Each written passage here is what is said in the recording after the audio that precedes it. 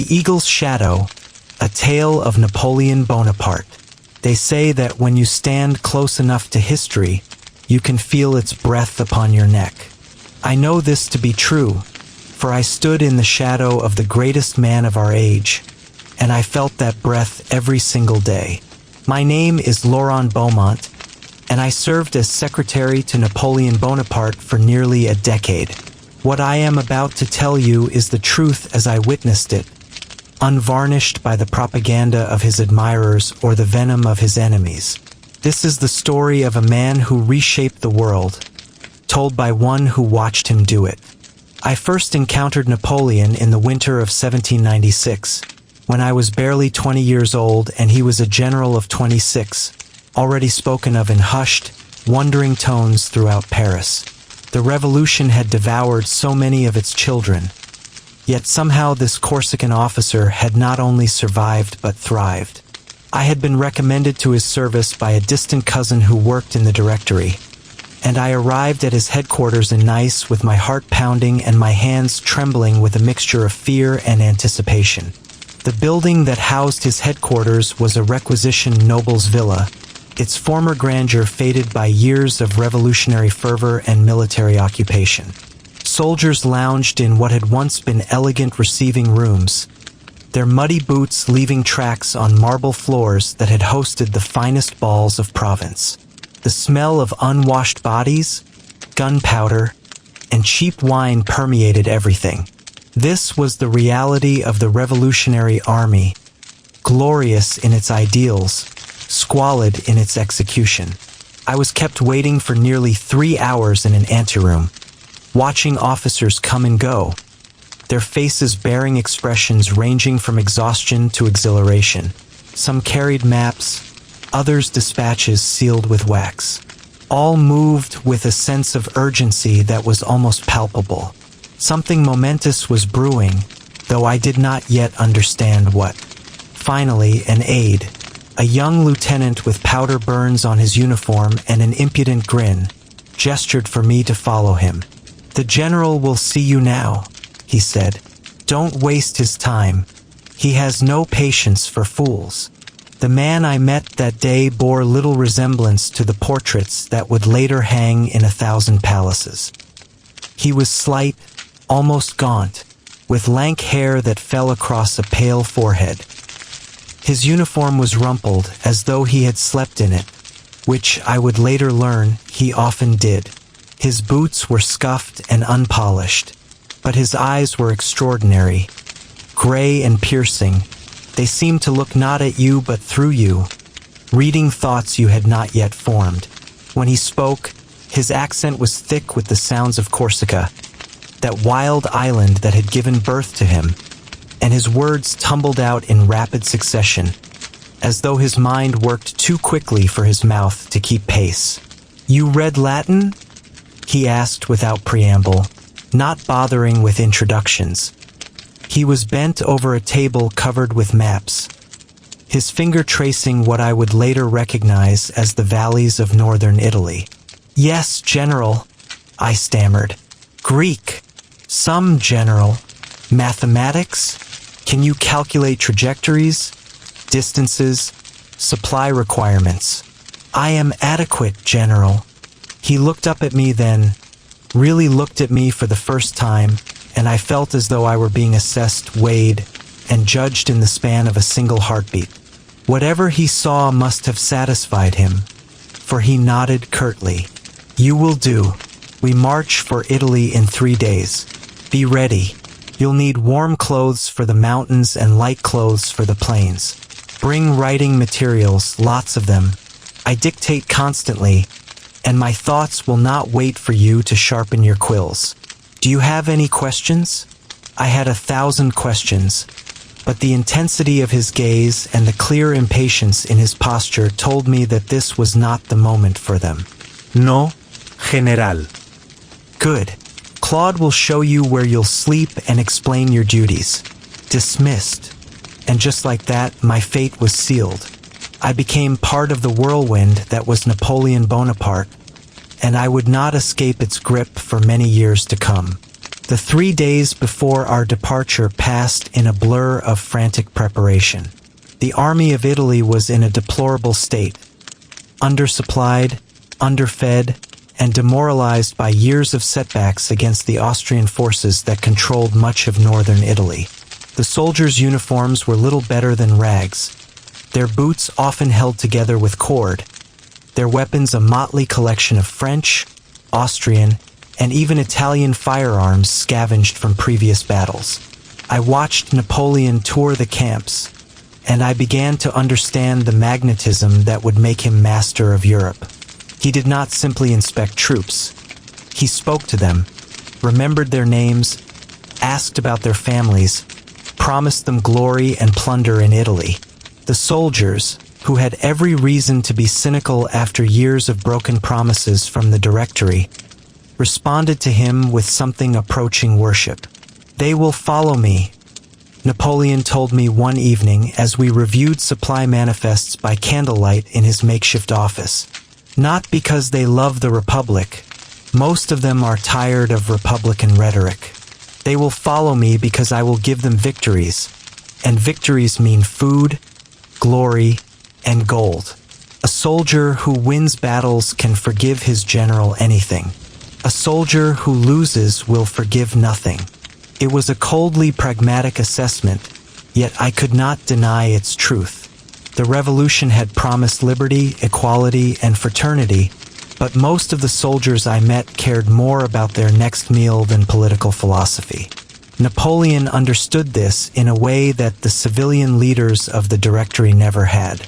We crossed into Italy on April 12, 1796, and the campaign that followed would be taught in military academies for the next 2 centuries. Napoleon took command of 40,000 ragged, hungry soldiers and transformed them into a weapon that carved through Austrian and Piedmontese forces with devastating efficiency. The first victory came at Montagnat on April 12th, barely a day after we had crossed the border. Napoleon had studied the disposition of enemy forces with meticulous care, identifying the junction point between the Austrian and Piedmontese armies. He struck there with overwhelming force, driving a wedge between the 2 armies and preventing them from supporting each other. It was a textbook application of the principle he would use again and again. Concentrate your forces at the decisive point, defeat your enemies in detail before they can unite. I was not at the battle itself.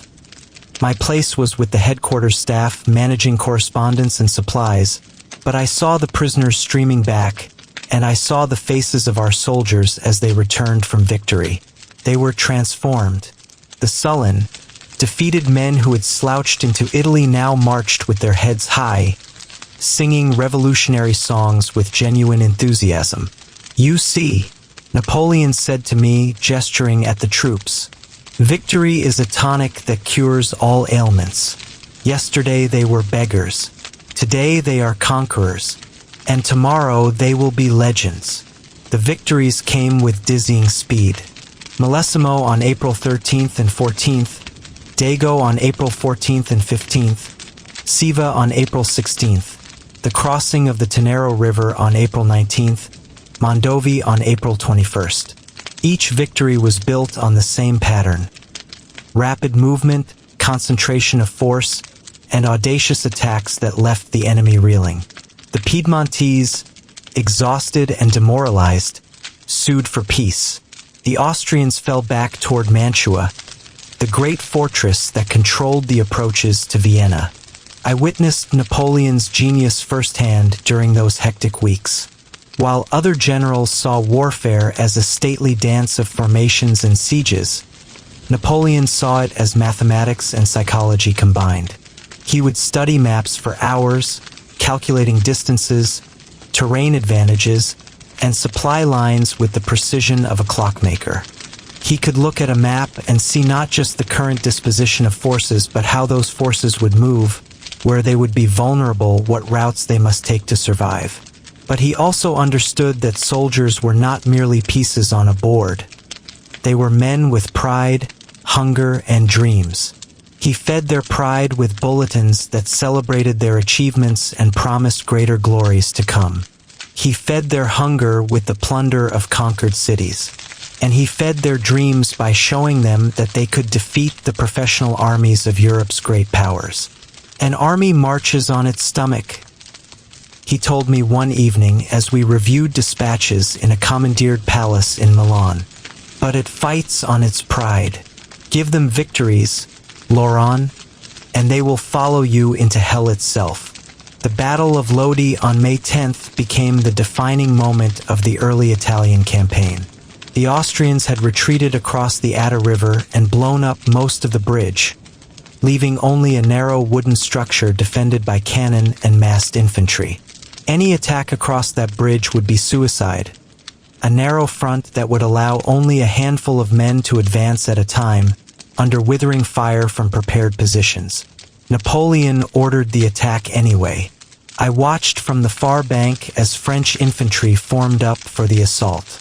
I saw Napoleon himself move to the front of the column, sword in hand, and I thought he had gone mad. Then the drums began to beat the charge, and the infantry surged forward onto the bridge. The Austrian cannon fired, and men fell like wheat before a scythe. But the column kept moving, stepping over the bodies of the fallen, pressing forward with a momentum that seemed to defy reason.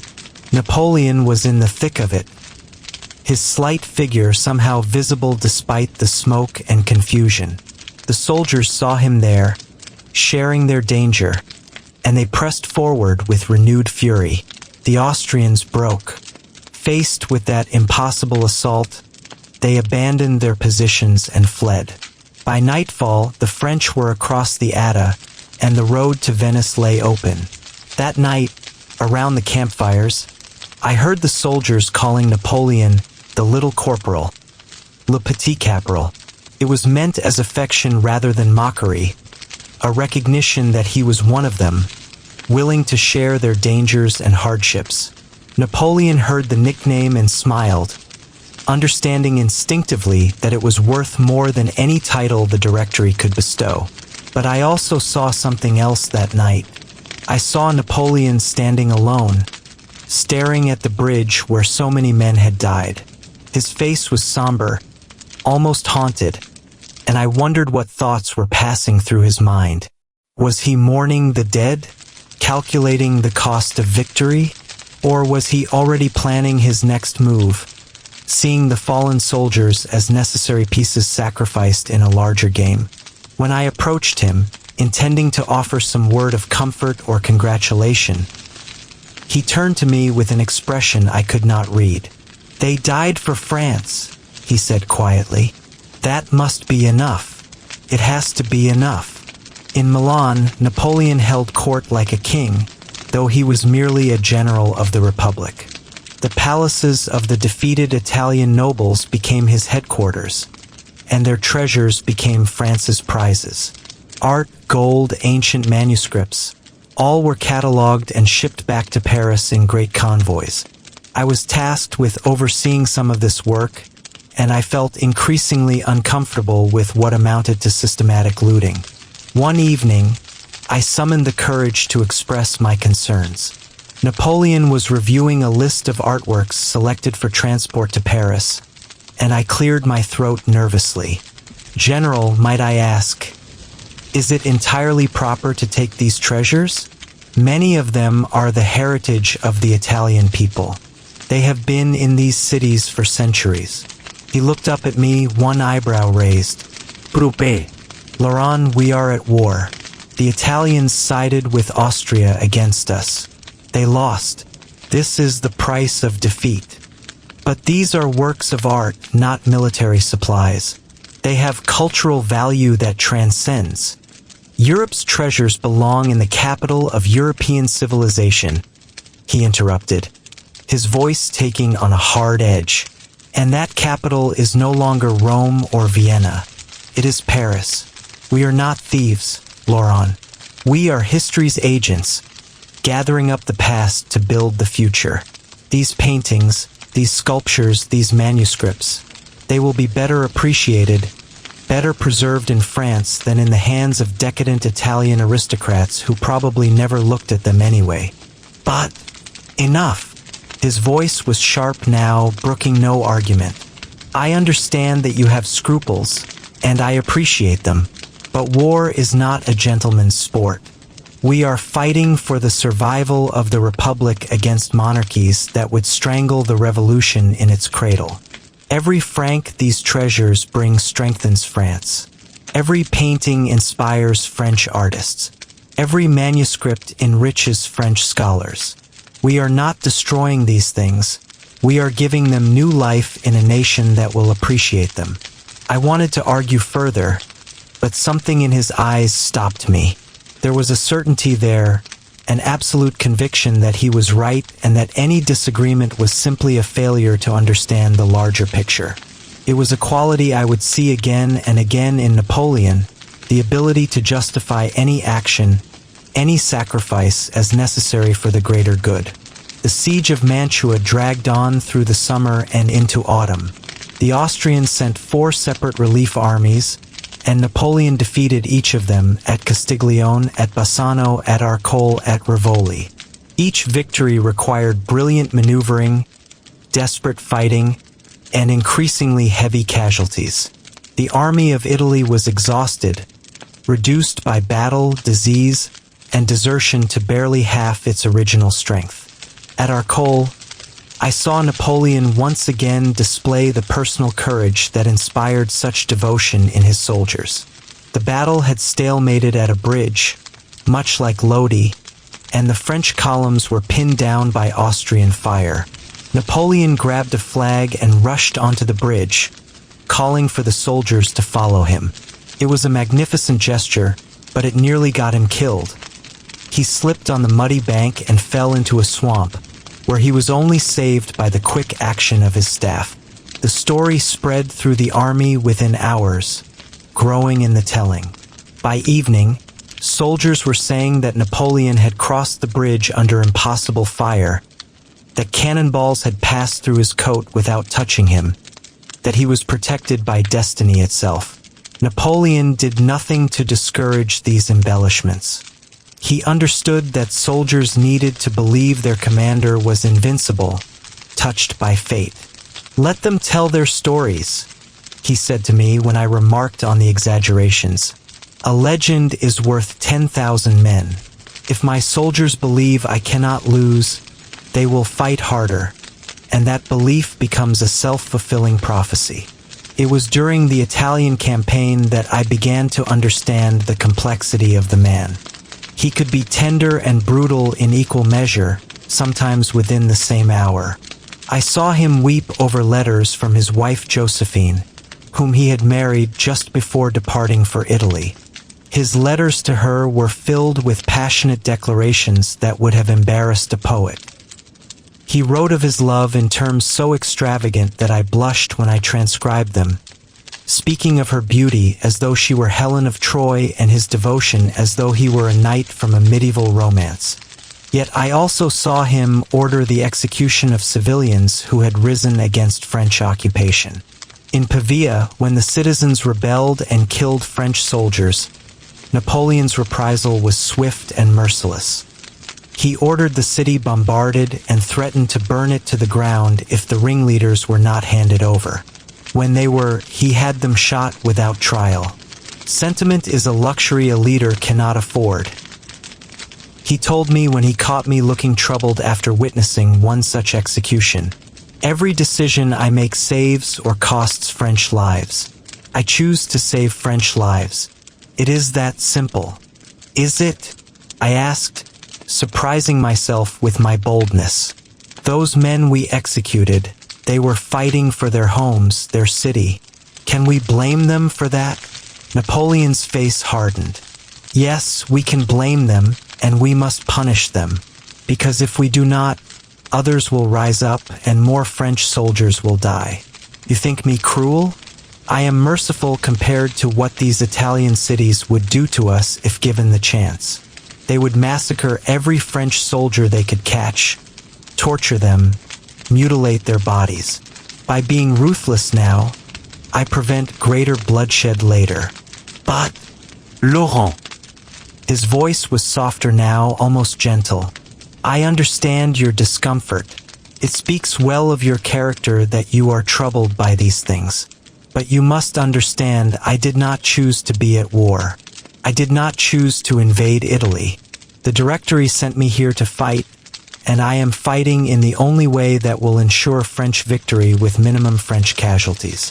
If that makes me a monster in your eyes, so be it. But it makes me an effective general, and that is what France needs. But it was not simple, and I think he knew that. In quiet moments, I would catch him staring into space, his jaw working as though chewing on thoughts too bitter to swallow.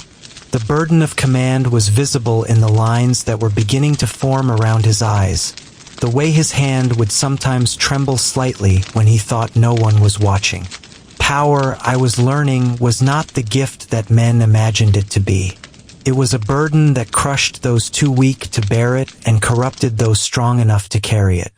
The Treaty of Campo Formio in October 1797 ended the Italian campaign in triumph. Napoleon had defeated Austria, one of Europe's great powers, and forced it to sue for peace. Austria ceded Belgium to France, recognized the French-controlled Cisalpine Republic in northern Italy, and agreed to secret clauses that would reshape the map of Europe. Napoleon negotiated the treaty himself, without consulting the Directory, treating with the Austrians as though he were a sovereign rather than a servant of the Republic. They will complain in Paris that I exceeded my authority, Napoleon remarked as we prepared to return to France. Let them complain. They were content to let me fight their war. They cannot object when I make their peace. But General, the Constitution clearly states that only the Directory can negotiate treaties. You risk being seen as what? A dictator? An ambitious general who might threaten the Republic. He smiled, but there was no humor in it. Laurent, the Directory knows exactly what I am. They fear me because I am popular, because I have an army that loves me, because I have proven that I can do what they cannot. But they also need me because only I can give them victories. We understand each other perfectly, the Directory and I. It is a marriage of mutual convenience. He returned to Paris in December 1797 as a conquering hero. All of France seemed to turn out to greet him. Crowds lined the streets, throwing flowers, chanting his name. The directors received him with elaborate ceremony, trying desperately to appear as though they controlled this young general who had just defeated one of Europe's great powers. I watched Napoleon at these receptions, and I saw him playing a part with consummate skill. He affected modesty, downplaying his achievements, praising the soldiers under his command, and pledging loyalty to the Republic. But I also saw the calculations behind his eyes, the way he assessed each director, measuring their weaknesses, planning his moves like a chess grandmaster several moves ahead. One evening, after a particularly tedious state dinner, Napoleon and I were alone in his apartments in the Rue de la Victoire. He poured himself wine, a rare indulgence, for he usually drank only water, and stared into the fire. "They are fools," he said quietly. "All of them. They think they can control events through clever political maneuvering, through corruption and bribery and deals made in back rooms. They do not understand that the revolution has changed everything, that the old ways are dead. France needs a strong hand, Laurent. It needs a leader who can give it order, stability, and glory. And you believe you are that leader?" I asked. He looked at me, and for a moment, I saw something like vulnerability in his eyes. I do not know what I believe anymore. Sometimes I think I am an instrument of fate, chosen by destiny to accomplish great things. Other times, I think I am simply a man who happened to be in the right place at the right time, with the right combination of skills. Does it matter? Either way, I will do what must be done. And what must be done? That is the question, isn't it? He took a sip of wine, grimacing at the taste. France is surrounded by enemies. The revolution has made us pariahs in Europe. Every monarchy fears that our example will inspire their own people to rise up. They will not rest until the Republic is destroyed and the Bourbons are restored to the throne. We must defeat them or be defeated. There is no middle ground. But the war is over. You defeated Austria. Britain stands alone. Britain. He spoke the word like a curse. Yes, Britain, the one enemy I cannot reach. Their ships control the seas. Their gold finances coalition after coalition against us. As long as Britain remains in the war, we can never have true peace. As long as Britain remains in the war, France is in danger. He stood and walked to the window, looking out over the dark streets of Paris. I have been thinking about Egypt. Egypt. I was startled by the non sequitur. General, what does Egypt have to do with Britain?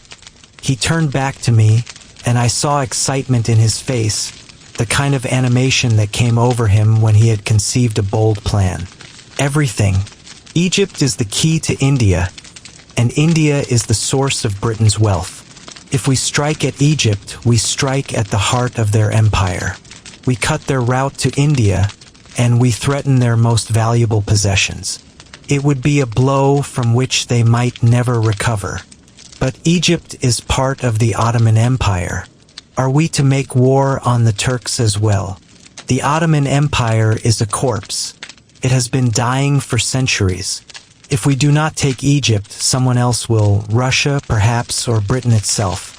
Better that France should have it. And the Directory? Will they approve such an expedition? Napoleon smiled. The Directory will be relieved to see me go. They fear me, Laurent. They fear my popularity, my army, my ambitions. If I propose an expedition to Egypt, they will leap at the chance to send me far away from France. And if I succeed, I will have struck a blow against Britain. If I fail, he shrugged. Well, then I will no longer be a threat to them. It was the first time I heard him speak so openly about his relationship with the government he ostensibly served. I realized then that Napoleon had moved beyond being merely a general of the Republic. He was becoming a political force in his own right, and the inevitable collision between him and the Directory was only a matter of time. The Egyptian expedition was approved with remarkable speed. The Directory was indeed eager to send Napoleon far from Paris, and they were seduced by his arguments about striking at British interests. More importantly, Napoleon assembled a force that was as much a scientific mission as a military one. He recruited scholars, mathematicians, artists, engineers, and naturalists, the finest minds in France. This would not merely be a conquest. It would be a voyage of discovery, a mission to unlock the secrets of ancient Egypt and bring the light of European civilization to a land that had fallen into darkness. I was assigned to manage communications between Napoleon and the Scientific Commission, and I spent weeks in Paris libraries, reading everything I could find about Egypt. The ancient accounts of Herodotus, the descriptions of medieval Arab travelers, the reports of European merchants who had visited Alexandria and Cairo. I devoured them all, and I felt a growing excitement about the adventure ahead. We set sail from Toulon on May 19, 1798. A vast fleet of over 300 ships carrying more than 35,000 soldiers and 200 scholars. I stood on deck as we departed, watching France recede into the distance, and I felt that I was leaving behind everything I had known. Napoleon stood at the rail beside me, his eyes fixed on the horizon. Egypt was once the greatest civilization on earth, he said. It gave humanity writing, mathematics, architecture, philosophy. Then it fell into darkness, conquered first by Persians, then by Greeks, then by Romans, then by Arabs, then by Turks. Each conquest buried the old Egypt a little deeper, until nothing remained but ruins and legends. But we shall light the torch again, Laurent. We shall unlock the secrets of the pharaohs. We shall make Egypt part of the modern world. The whole world will remember what we do there. It was a grand vision, and I wanted to believe in it. But I also felt a gnawing worry. We were sailing into the unknown, our fleet vulnerable to the British Navy that ruled the Mediterranean. If Admiral Nelson found us at sea, we would be destroyed. Our entire expedition hung by a thread, dependent on luck and good timing. We were lucky. We stopped at Malta and seized it from the Knights of St. John in a bloodless campaign. Napoleon called it the strongest place in Europe, yet it fell in 2 days. Then we sailed on toward Egypt, narrowly missing Nelson's fleet in the darkness. On July 1st, we sighted the coast of Egypt near Alexandria. Landing was chaos. The transports anchored offshore, and we had to load into small boats and row to the beach through heavy surf. Men and equipment were soaked, some boats capsized, but somehow we got 30,000 men ashore before the day was out. Napoleon did not wait for the stragglers. He ordered an immediate march on Alexandria, which lay about 10 miles inland. I will never forget that first march across the Egyptian sand. The heat was crushing, worse than anything I had experienced in Europe. The sun beat down like a hammer, and there was no shade, no water, no relief. Soldiers began to collapse from heat exhaustion, and I saw strong men weeping from the pain in their feet as the hot sand worked into their shoes. Some threw away their packs, their weapons, anything to lighten their burden. Napoleon drove them forward relentlessly. Alexandria is ahead, he told them. Water is ahead. Victory is ahead. March! And march they did, through that hellish afternoon, until we saw the walls of Alexandria rising from the desert like a mirage. The city fell after a brief fight. The Ottoman garrison was too small to hold the walls against our numbers, and by nightfall we were inside. The soldiers, maddened by thirst, broke into the houses searching for water, and there was some looting before the officers could restore order. Napoleon immediately set about organizing the city's administration, establishing hospitals and securing supplies. But that night, I found him standing alone on the walls, looking out over the dark waters of the Mediterranean. His face was grim. "Nelson is out there somewhere," he said. "Our fleet is at anchor in Abu Qir Bay, and if he finds it..." He did not finish the sentence. He did not need to. We both knew that without the fleet, we were trapped in Egypt, cut off from reinforcements, supplies, and any hope of retreat. For now, though, we had more immediate concerns. Napoleon issued a proclamation to the Egyptian people, declaring that he had come to liberate them from the tyranny of the Mamluks, the warrior caste that had ruled Egypt for centuries. He claimed to be a friend of Islam, that he respected the Prophet and honored the Quran. It was shrewd propaganda, though I wondered how sincere it was. Napoleon had little real interest in religion of any kind. He saw it as a tool for managing the masses, nothing more. We marched south toward Cairo, and I got my first real glimpse of Egypt beyond the coastal cities. It was a revelation. The Nile was a ribbon of green life cutting through an ocean of sand. Villages clung to the riverbank, built of mud brick that looked as though it might melt in the rain, though I would learn that rain was rare in this land. Palm trees provided precious shade, and the air was thick with the smell of human habitation. Cooking fires, animals, the ever-present dust. The peasants, fellahin, as they were called, watched our passage with expressions of resigned fatalism. They had seen conquerors come and go for thousands of years. We were simply the latest in a long line of foreign masters. Some brought us food and water, hoping to curry favor with the new power. Others retreated into their houses and watched us from behind shuttered windows. The scholars were in ecstasy. Everywhere we went, they found ruins, inscriptions, fragments of ancient Egypt.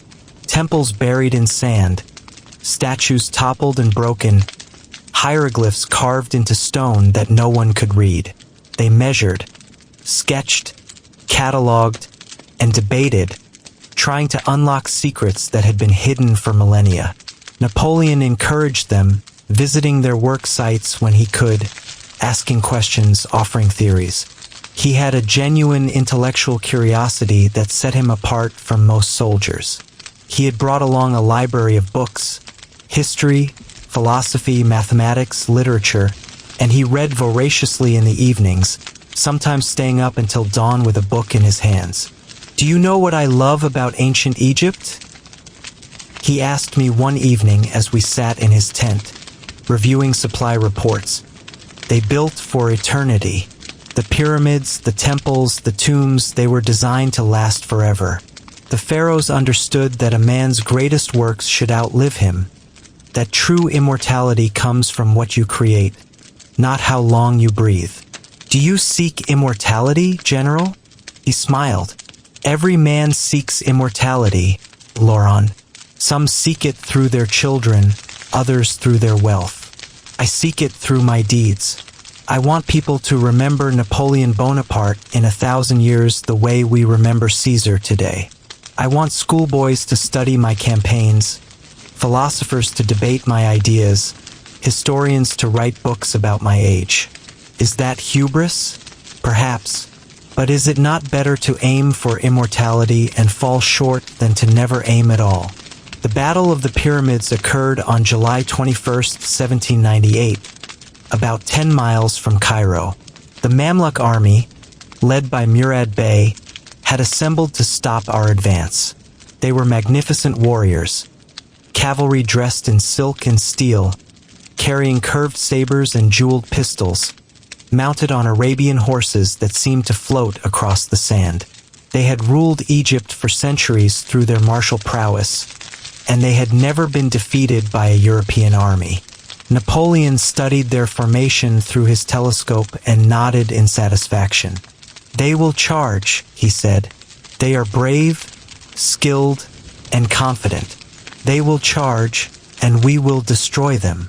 He ordered the army into massive squares, each side several ranks deep, bristling with bayonets and cannon.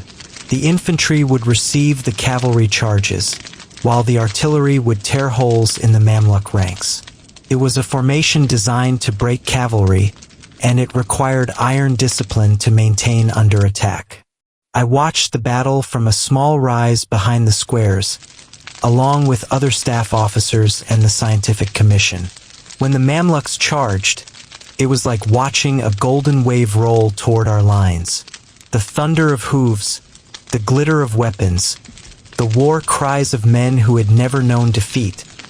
It was magnificent and terrifying in equal measure. Then our cannon fired.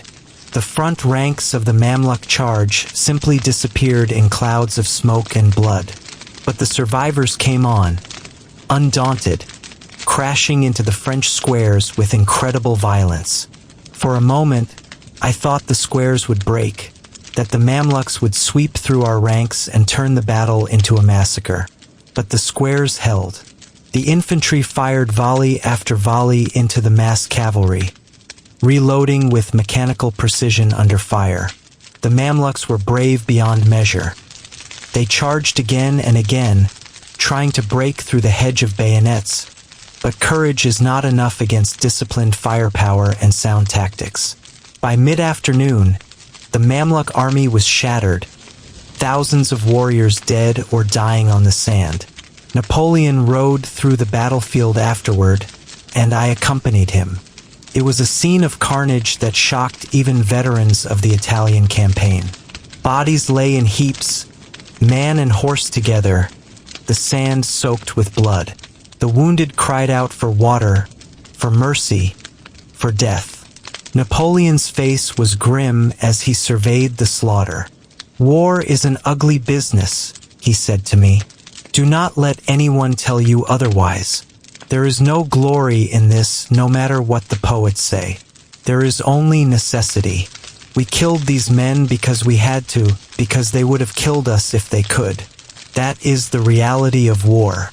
Remember that, Laurent. Yet even as he spoke those words, I knew that he would write a bulletin describing the Battle of the Pyramids in terms of glory and triumph, that he would paint himself as a new Alexander conquering the East. The gap between the reality of war and its mythology was something Napoleon understood better than anyone. He lived in both worlds simultaneously, the world of blood and fear and exhaustion, and the world of legend and glory and destiny. We entered Cairo as conquerors, and Napoleon immediately set about organizing the administration of Egypt.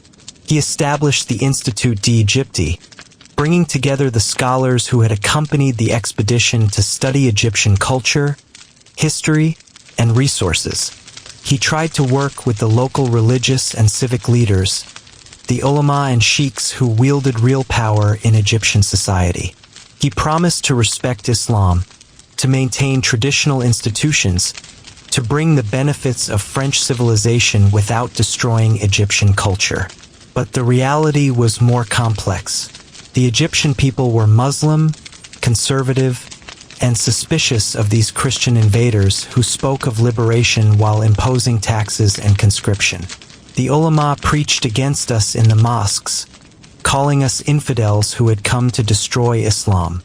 And there were constant small incidents, fights between soldiers and locals, accusations of theft or rape or sacrilege, misunderstandings that could easily escalate into violence.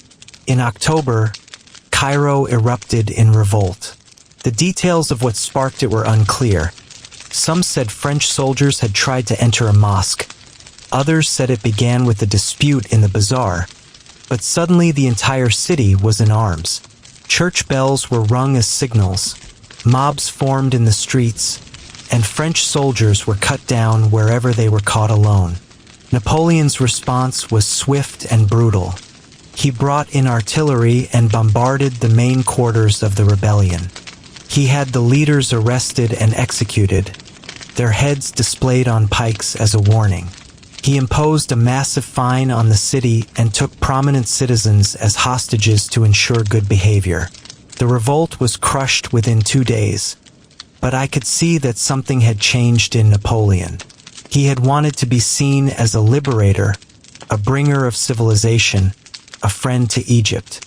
But the Egyptians had rejected him, had risen in revolt despite his proclamations of respect and friendship. He took it almost as a personal betrayal. "They are ungrateful," he said bitterly as we surveyed the damage from the revolt. "We came to free them from the tyranny of the Mamluks, to bring them the benefits of modern science and rational government. And they respond with rebellion and murder. Perhaps they do not want to be freed, General. Perhaps they were content with the Mamluks, or at least they were accustomed to them. We are foreigners, invaders. We are the future." His voice was sharp with frustration. The Mamluks were parasites, living off the labor of the fellahin, giving nothing back but oppression and ignorance. We can transform this country, make it prosperous, educated, modern, but only if the Egyptians will accept our help. Can you blame them for resisting? We are a Christian army occupying a Muslim land. We speak of liberation, but we collect taxes, we requisition supplies, we alter their laws. From their perspective, we are simply new masters replacing old masters. Napoleon was silent for a long moment, staring at the burned buildings and blood-stained streets. "Perhaps you are right," he said finally. "Perhaps liberation cannot be imposed at gunpoint. But what choice do I have? I cannot leave Egypt. Nelson has destroyed our fleet. I must hold this country, must make it secure, must use it as a base for further operations. That requires order, and order sometimes requires force." It was then that I learned of the naval disaster at Abukir Bay. Admiral Nelson had found our fleet anchored in the bay on August 1st, and in a brilliant night attack, he had destroyed it utterly. Of the 13 ships of the line we had brought to Egypt, 11 were destroyed or captured. Only 2 escaped. Our connection to France was severed. We were trapped. Napoleon said almost nothing when the news arrived. He read the dispatch, his face going pale, then folded the paper carefully and placed it in his desk. For 3 days, he spoke to no one, remaining in his quarters, refusing visitors, refusing even food.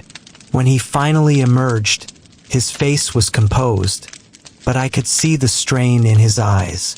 "We are on our own," he said simply. "France cannot send us reinforcements or supplies. We must make Egypt support us, or we will perish here. There can be no half measures, no sentimentality. We must be pragmatic, efficient, and ruthless when necessary." The months that followed were a strange interlude. We were conquerors trapped in our conquest, unable to advance or retreat, forced to make the best of our situation. Napoleon threw himself into the administration of Egypt with his characteristic energy. He reorganized the tax system, improved irrigation, established factories, opened schools. The Institut d'Égypte produced the first modern maps of Egypt, cataloged ancient monuments, and made discoveries that would reshape European understanding of Egyptian history. The scholars were particularly excited about a discovery made in the town of Rosetta in July. A French officer supervising construction work had found a stone with inscriptions in 3 languages: Greek, Demotic Egyptian, and hieroglyphics. If the same text was written in all 3 scripts, the scholars reasoned, it might be possible to finally decode hieroglyphics, unlocking the written records of ancient Egypt. Napoleon examined the stone himself and immediately recognized its importance. "Make careful copies of all the inscriptions," he ordered. "This stone may be the key to understanding a civilization that has been silent for 2,000 years. I accompanied him to the pyramids on several occasions. He was fascinated by these ancient monuments, and he would spend hours studying them, measuring them, trying to calculate how they had been built. Once, he climbed to the top of the Great Pyramid, a difficult and dangerous ascent, and stood there looking out over the desert as the sun set. When he came down, his face was thoughtful. "Do you know what I realized up there?" he asked me. "Every pharaoh who built one of these pyramids is forgotten. Oh, we know some of their names, Khufu, Khafre, but we know almost nothing about them as people. What were their dreams, their fears, their accomplishments beyond these piles of stone? All forgotten. They built monuments that would last forever, but they themselves vanished into the mist of time. And what does that tell you? That monuments are not enough. If you want to be remembered, truly remembered, you must do more than build. You must change the world, alter the course of history itself.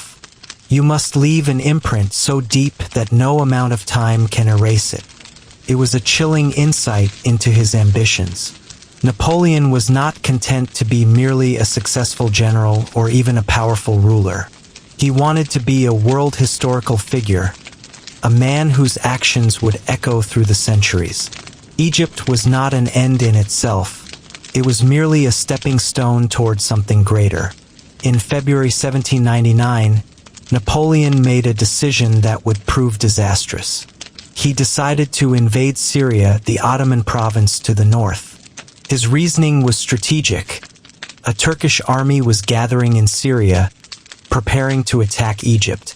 Better to strike first, to carry the war into enemy territory. And if he could take Damascus or even Aleppo, he might threaten the Ottoman capital of Constantinople itself, forcing the Sultan to make peace. But I think there was another motive as well. Napoleon was bored. He had conquered Egypt, organized its administration, and now he was stuck, unable to advance or retreat. The invasion of Syria offered action, glory, the chance to expand his legend. He could not resist it. We crossed the Sinai Desert in March with an army of 13,000 men. The march was hellish, waterless desert, scorching heat, Bedouin raiders who struck at our supply columns and vanished into the wasteland. By the time we reached Gaza, we had already lost hundreds of men to heat exhaustion, disease, and enemy action. Gaza fell quickly, and we marched north along the coast toward Jaffa. That city resisted, and Napoleon ordered it taken by storm. What followed was one of the darkest episodes of the Egyptian campaign. The soldiers, enraged by the resistance and by the killing of prisoners taken at Gaza, went on a rampage through Jaffa. For 3 days, the city was given over to murder, rape, and looting. Thousands of civilians died, and the streets ran with blood. I was not present in the city during those 3 days. I remained with the headquarters outside the walls, but I spoke to soldiers who had been there, and their accounts haunted me. Some boasted of their exploits, laughing about the women they had violated or the treasures they had stolen. Others were silent, their eyes haunted, unable to speak of what they had seen and done. When order was finally restored, Napoleon faced a new problem. Nearly 3,000 Turkish soldiers had surrendered on the promise that their lives would be spared. But we had no way to feed them, no place to hold them as prisoners, and no resources to send them back to Turkey. Napoleon ordered them executed. I was present when he gave that order, and I will never forget his face. It was as cold and impassive as marble, showing no emotion at all. "We cannot keep them," he said simply. "We cannot release them. They will join the Turkish army and fight against us again. We cannot send them away. We have no ships, no supplies. Therefore, they must die. It is regrettable, but necessary." Necessary? I could not keep the horror out of my voice. "General, these men surrendered on the promise of quarter. To kill them now is not just murder. It is a betrayal of the most sacred laws of war. The laws of war are written by those who can afford to follow them," Napoleon replied. "I am fighting a campaign thousands of miles from home with no reinforcements, no supplies, and no hope of retreat. I will do what I must to ensure the survival of my army and the success of our mission. If that offends your sensibilities, I am sorry. But I will not apologize for keeping French soldiers alive." The Turkish prisoners were marched to the beach and shot. Took hours. Some tried to run and were cut down. Others stood stoically, accepting their fate with dignity that shamed their executioners. The soldiers detailed to carry out the massacre were sickened by it. Many got drunk afterward, trying to forget what they had done. Napoleon never spoke of Jaffa again, at least not to me. He wrote it out of his official accounts, minimized it in his bulletins, and when historians later questioned him about it, he deflected or denied. But I was there. I saw it happen, and I knew that however much he tried to justify it, however many strategic reasons he gave, the massacre at Jaffa was a stain that could never be washed away. We marched on to Acre, the great fortress city that controlled the approaches to Syria. If we could take Acre, the road to Damascus would be open. But Acre proved to be our undoing. The city was defended by Ottoman forces supported by British naval artillery under the command of Sir Sidney Smith, a British officer who seemed to take particular pleasure in thwarting Napoleon. We laid siege to Acre in March, and the siege dragged on for 2 months. We bombarded the walls, launched assault after assault, tried mining, tried bribery, tried every trick in the military manual. The garrison held. Worse, plague broke out in our camp, bubonic plague, the Black Death that had once depopulated Europe. Men began dying by the dozens, then by the hundreds, their bodies turning black as the disease consumed them from within. Napoleon visited the plague hospitals, touching the sick to show that he had no fear. It was a magnificent gesture of leadership, and the soldiers were inspired by it. But I saw the calculation in his eyes.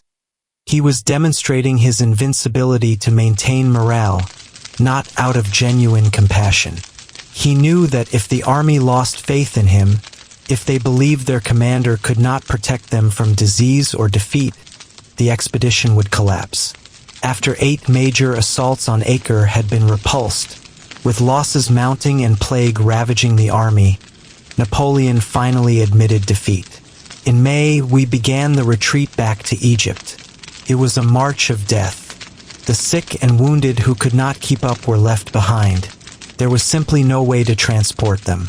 Some begged to be shot rather than left to die slowly or be captured by the Turks. The healthy soldiers, exhausted and demoralized, trudged through the desert in sullen silence. I saw Napoleon during that terrible retreat, and for the first time I saw something like despair in his face. The expedition to Syria had been his idea, his gamble, and it had failed catastrophically. We had lost nearly 5,000 men, dead, captured, or too sick to fight, and we had gained nothing. Worse, the French position in Egypt was now precarious. A Turkish army was landing at Abu Qir, and we would have to fight another major battle with a weakened, disease-ridden army. "I have made a mistake," he said to me one night as we camped in the ruins of some ancient city. "I overreached. I thought I could repeat my Italian victories here in the east, but Egypt is not Italy.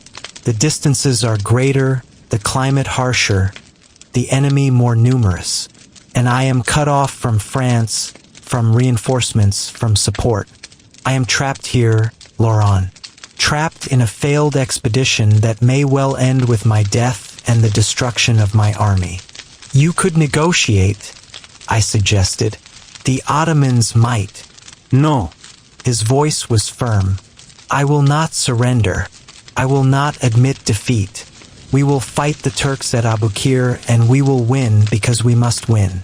And then," he paused, staring into the fire, "and then I will find a way home. Somehow." The Battle of Abu Qir in July 1799 was Napoleon's revenge for the disasters of the Syrian campaign. A Turkish army of 15,000 men had landed at Abu Qir Bay, and Napoleon attacked them with his usual decisiveness. The battle was over in a few hours. The Turkish army was routed, driven into the sea, and destroyed.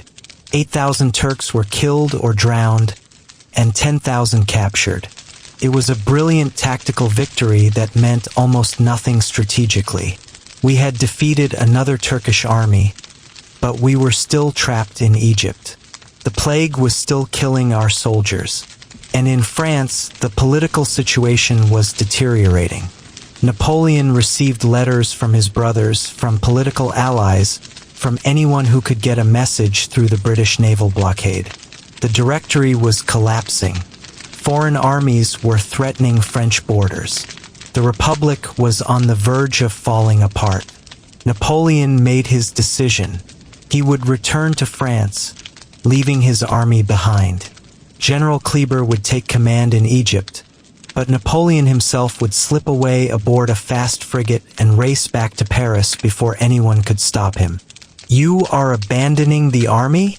I asked him, unable to hide my shock.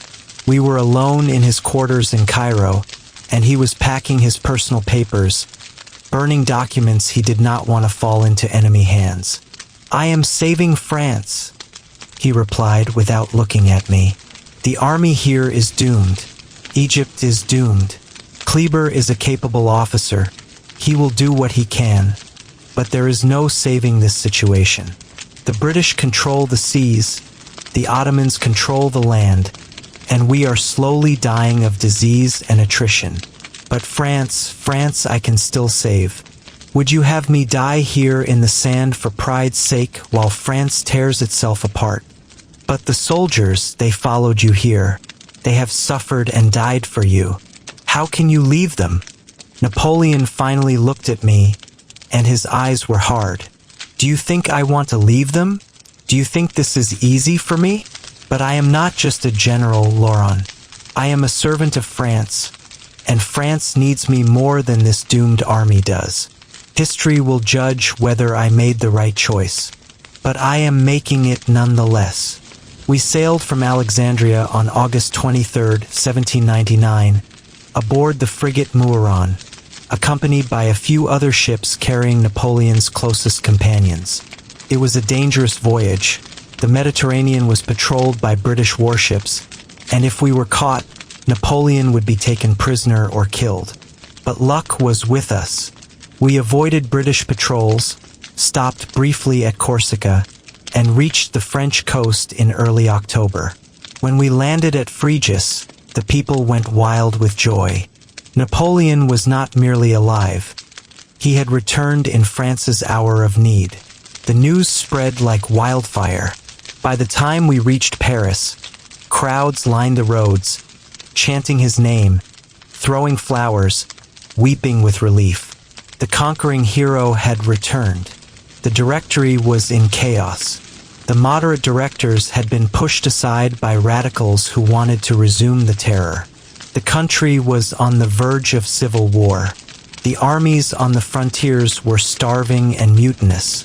The treasury was empty. The people were desperate for a strong hand to restore order. Napoleon was that strong hand. The coup d'état of 18 Brumaire, November 9, 1799, was a masterpiece of political theater and ruthless pragmatism. Napoleon claimed to be saving the Republic from its enemies, both internal and external. With the support of his brother Lucien, who was president of the Council of 500, and with loyal troops commanded by Joachim Murat, he dissolved the Directory and established a new government, the Consulate. I was with Napoleon at St. Cloud Palace when the coup took place. The Council of 500 met in the Orangery, and when Napoleon entered to address them, many of the deputies erupted in fury. "Down with the dictator," they shouted. "Outlaw him. He violates the Constitution." For a moment, Napoleon seemed to lose his composure. The soldiers with him had to protect him from deputies who tried to physically attack him. It was Lucien who saved the situation. He went outside to the troops waiting in the courtyard and told them that assassins with daggers had attacked his brother. The grenadiers, enraged, stormed into the Orangery and cleared it at bayonet point. By nightfall, the Directory was abolished. A new provisional government was formed, with 3 consuls at its head, Napoleon, Sise, and Ducos. But everyone knew who really held power. Within months, Napoleon would become first consul, with the other 2 reduced to advisory roles. Within a few years, he would be first consul for life, then emperor. But the essential transformation happened on 18 Brumaire. That was the day the Republic effectively died and Napoleon's personal rule began. "The revolution is over," he told me as we worked late that night in the Tuileries Palace, which had become his headquarters. It accomplished what it set out to do. It destroyed the old order, swept away the feudal system, proclaimed the rights of man. But now we must build a new order, and that requires not committees and debates but a single vision, a single will. France cannot be ruled by factions and ideologues. It needs a leader. And you believe you are that leader? I know I am. There was no doubt in his voice, no false modesty. I have proven it in Italy, in Egypt, here today. I can give France what it desperately needs: order, stability, victory. I can restore its finances, reform its laws, defeat its enemies. No one else can do these things. Therefore, I must. And he did. The transformation of France under Napoleon's consulate was breathtaking in its speed and scope. He attacked every problem with the same focused intensity he had brought to military campaigns. The legal system was reformed, culminating in the Code Napoleon, the civil code, that would influence law across Europe and beyond. It codified the principles of equality before the law, protection of property rights, and secular authority, while also restoring some traditional elements like strengthened paternal authority. The administration was reorganized top to bottom. Napoleon created prefects, officials appointed by the central government to administer each department. They reported directly to Paris, ensuring that Napoleon's will was executed throughout France. It was centralization on a scale France had never seen, destroying the last vestiges of local autonomy that had survived from the old regime and even from the revolution. He made peace with the Catholic Church through the Concordat of 1801. This was perhaps his most controversial move among Republicans, who saw it as a betrayal of the revolution's secularism. But Napoleon was pragmatic about religion. "I do not believe in God," he told me privately, "but I believe in the social utility of religion. Most Frenchmen are Catholic and they want their churches, their priests, their rituals. By making peace with Rome, I heal one of the revolution's deepest wounds. The Church recognizes the Republic recognizes the Church, and we can all move forward. But the Pope will have influence. The Pope will have the influence I allow him to have," Napoleon interrupted. "The Concordat makes the clergy state employees, paid by the government. Every bishop will be nominated by me. Every sermon will be subject to state approval. I am not giving the church power. I am domesticating it, turning it into an instrument of social control." Education was reformed with the creation of lycées, secondary schools designed to produce capable administrators, officers, and professionals. Finance was stabilized through the creation of the Banque de France and reforms to tax collection. Infrastructure was improved with new roads, bridges, and canals. The metric system was standardized across France. But Napoleon's greatest challenge, and his greatest achievement during the consulate, was military. France was still at war with the Second Coalition, Austria and Britain, supported by various smaller powers. The armies were in disarray, and Austrian forces threatened France's borders. Napoleon's response was characteristically audacious.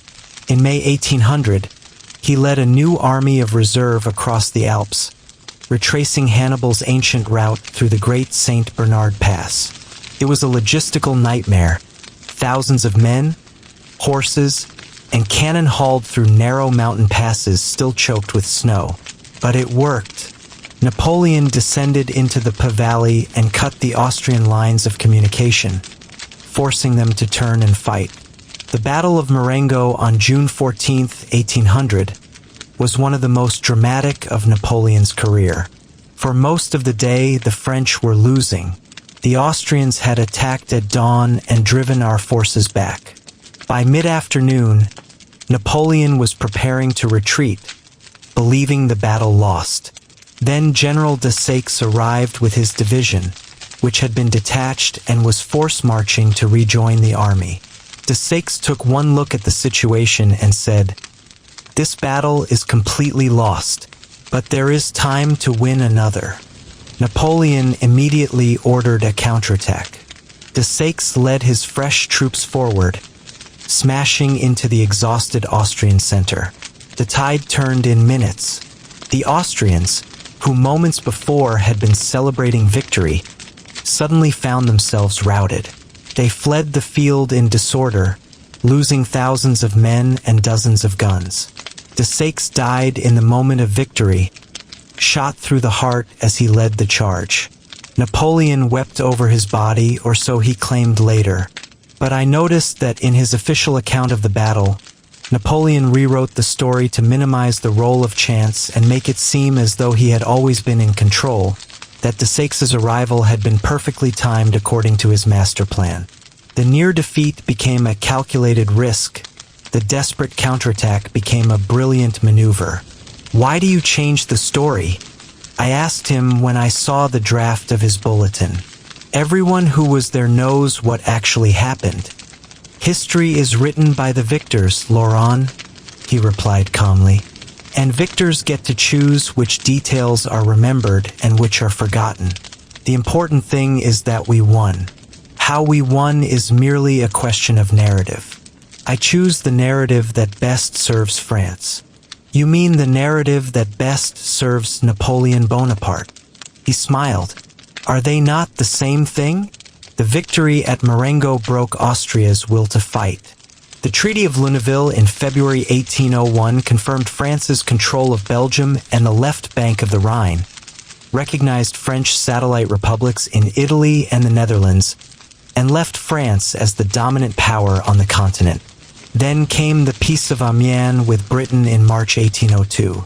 For the first time in a decade, France was at peace with all of Europe. Napoleon used this breathing space to consolidate his power further. A plebiscite in 1802 made him first consul for life, with the power to name his successor. It was monarchy in all but name. I watched this transformation with mixed feelings. Napoleon had indeed brought order to France. The chaos of the Directory was replaced by efficient administration. The economy was recovering. The people were weary of war and grateful for peace. But I also saw how power was concentrating in one man's hands, how dissent was suppressed, how the press was censored, how the ideals of liberty and equality were subordinated to the goal of stability and order. We have exchanged one form of tyranny for another, I dared to say to him one evening. We were reviewing plans for the reconstruction of Paris, and he was in a good mood, expansive and talkative. Tyranny? He looked at me with amusement. Is it tyranny to give France roads, schools, hospitals, law codes, financial stability? Is it tyranny to end the chaos that nearly destroyed the Republic? Is it tyranny to defeat France's enemies and make her once again the greatest power in Europe? It is tyranny when one man holds all power, when there are no checks on his authority, when those who disagree are silenced. I am not a tyrant, Laurent. A tyrant rules for his own benefit. I rule for France's benefit. Everything I do is calculated to make France stronger, more prosperous, more secure. If that requires concentrating power in my hands, so be it. Divided authority leads to paralysis, as the Directory proved. France needs decisive leadership, and I provide it. And if you are wrong, if your decisions lead France to disaster, then I will be judged harshly by history. His voice was serious now. But I am not wrong. I know what France needs because I understand France better than anyone alive. I rose from nothing, a minor Corsican nobleman, to rule the French nation. I did so by merit, by ability, by results. I will continue to rule by results. As long as I give France victories and prosperity, the people will support me. And I will give them both. The Peace of Amiens lasted barely a year. By May 1803, France and Britain were at war again, and this time the war would last, with only one brief interruption, for 12 years. Napoleon blamed British perfidy, British jealousy of French power, British determination to prevent any nation from dominating the continent. The British blamed French expansionism, French violation of treaties, French support for rebellion in Ireland. The truth was that neither side could accept the other's vision for Europe. Britain wanted a balance of power, with no single nation able to dominate the continent. Napoleon wanted a unified Europe under French leadership, with Britain reduced to an offshore island with no say in continental affairs. These visions were incompatible, and so war was inevitable. Napoleon assembled the Grand Army at Boulogne, preparing to invade England. I went there to see the preparations, and they were staggering in scale. Over 150,000 soldiers camped along the Channel coast, training for the invasion. A fleet of flat-bottomed boats was being built to carry the army across. Napoleon himself spent weeks at Boulogne, overseeing the preparations, addressing the troops, staring across the narrow stretch of water that separated him from his greatest enemy. If I had wings, I would be in London tomorrow, he said to me as we stood on the cliffs, watching the white cliffs of Dover visible on the horizon. 25 miles of water. That is all that stands between me and complete victory. But I do not have wings. I have ships, and my admirals are fools who cannot give me control of the Channel for even one day. He was right to be frustrated. Despite elaborate plans involving fleets from Toulon, Brest, and Spain converging to drive the Royal Navy from the Channel, nothing worked. British admirals like Nelson maintained their blockade with stubborn persistence. The invasion of England remained a dream. Then, in August 1805, Austria and Russia joined Britain in a new coalition, the Third Coalition. Napoleon abandoned his invasion plans and marched the Grand Army east at tremendous speed. What followed was the campaign of 1805, which military historians would study for generations as a masterpiece of strategic art. Napoleon's plan was audacious. While the Austrians expected him to invade through northern Italy as he had in 1796, he would instead march through southern Germany, cutting their lines of communication with Vienna and forcing them to fight on ground of his choosing. The Grand Army moved with a speed that astounded Europe, covering vast distances, supplied by a system of magazines and foraging that Napoleon had perfected over years of campaigning. At Ulm in October, Napoleon achieved perhaps his greatest strategic victory. Through brilliant maneuvering, he trapped an entire Austrian army of 50,000 men under General Mack. They were surrounded, cut off from supplies and reinforcements, with no hope of escape. Mack surrendered without a major battle. It was a victory of maneuver rather than combat, and it demonstrated Napoleon's understanding that the goal of warfare was not to fight battles, but to destroy the enemy's ability to resist. The greatest general is not the one who wins the most battles, Napoleon told me as we watched the Austrian soldiers file past to lay down their arms. The greatest general is the one who achieves his objectives with minimum bloodshed. We have destroyed an entire enemy army without fighting a major battle. That is the perfect victory. But there was more fighting ahead. Napoleon marched on Vienna and took the Austrian capital without resistance. The emperor fled, and the city opened its gates. We established headquarters in Schönbrunn Palace, and I remember Napoleon standing in the imperial apartments, looking at the portraits of Habsburg emperors stretching back centuries. They thought their dynasty would last forever, he mused. 1,000 years of history, and it ends with me walking into their palace as a conqueror. Does that make you think, Laurent? About the transience of power, the fragility of empires. It should make you think about hubris, I replied. The Habsburgs thought they were invincible too. He laughed. Touché. But I have one advantage the Habsburgs never had. I understand that nothing lasts forever. I am building my empire knowing that one day it will fall. The question is not whether it will fall, but what it will leave behind. Ideas, Laurent. Institution. Laws. A way of organizing society that will outlive me. That is my real ambition. The test came at Austerlitz on December 2nd, 1805, the one-year anniversary of Napoleon's coronation as emperor. The combined Austrian and Russian armies, totaling nearly 90,000 men, faced Napoleon's Grand Army of 73,000. The coalition commanders were confident.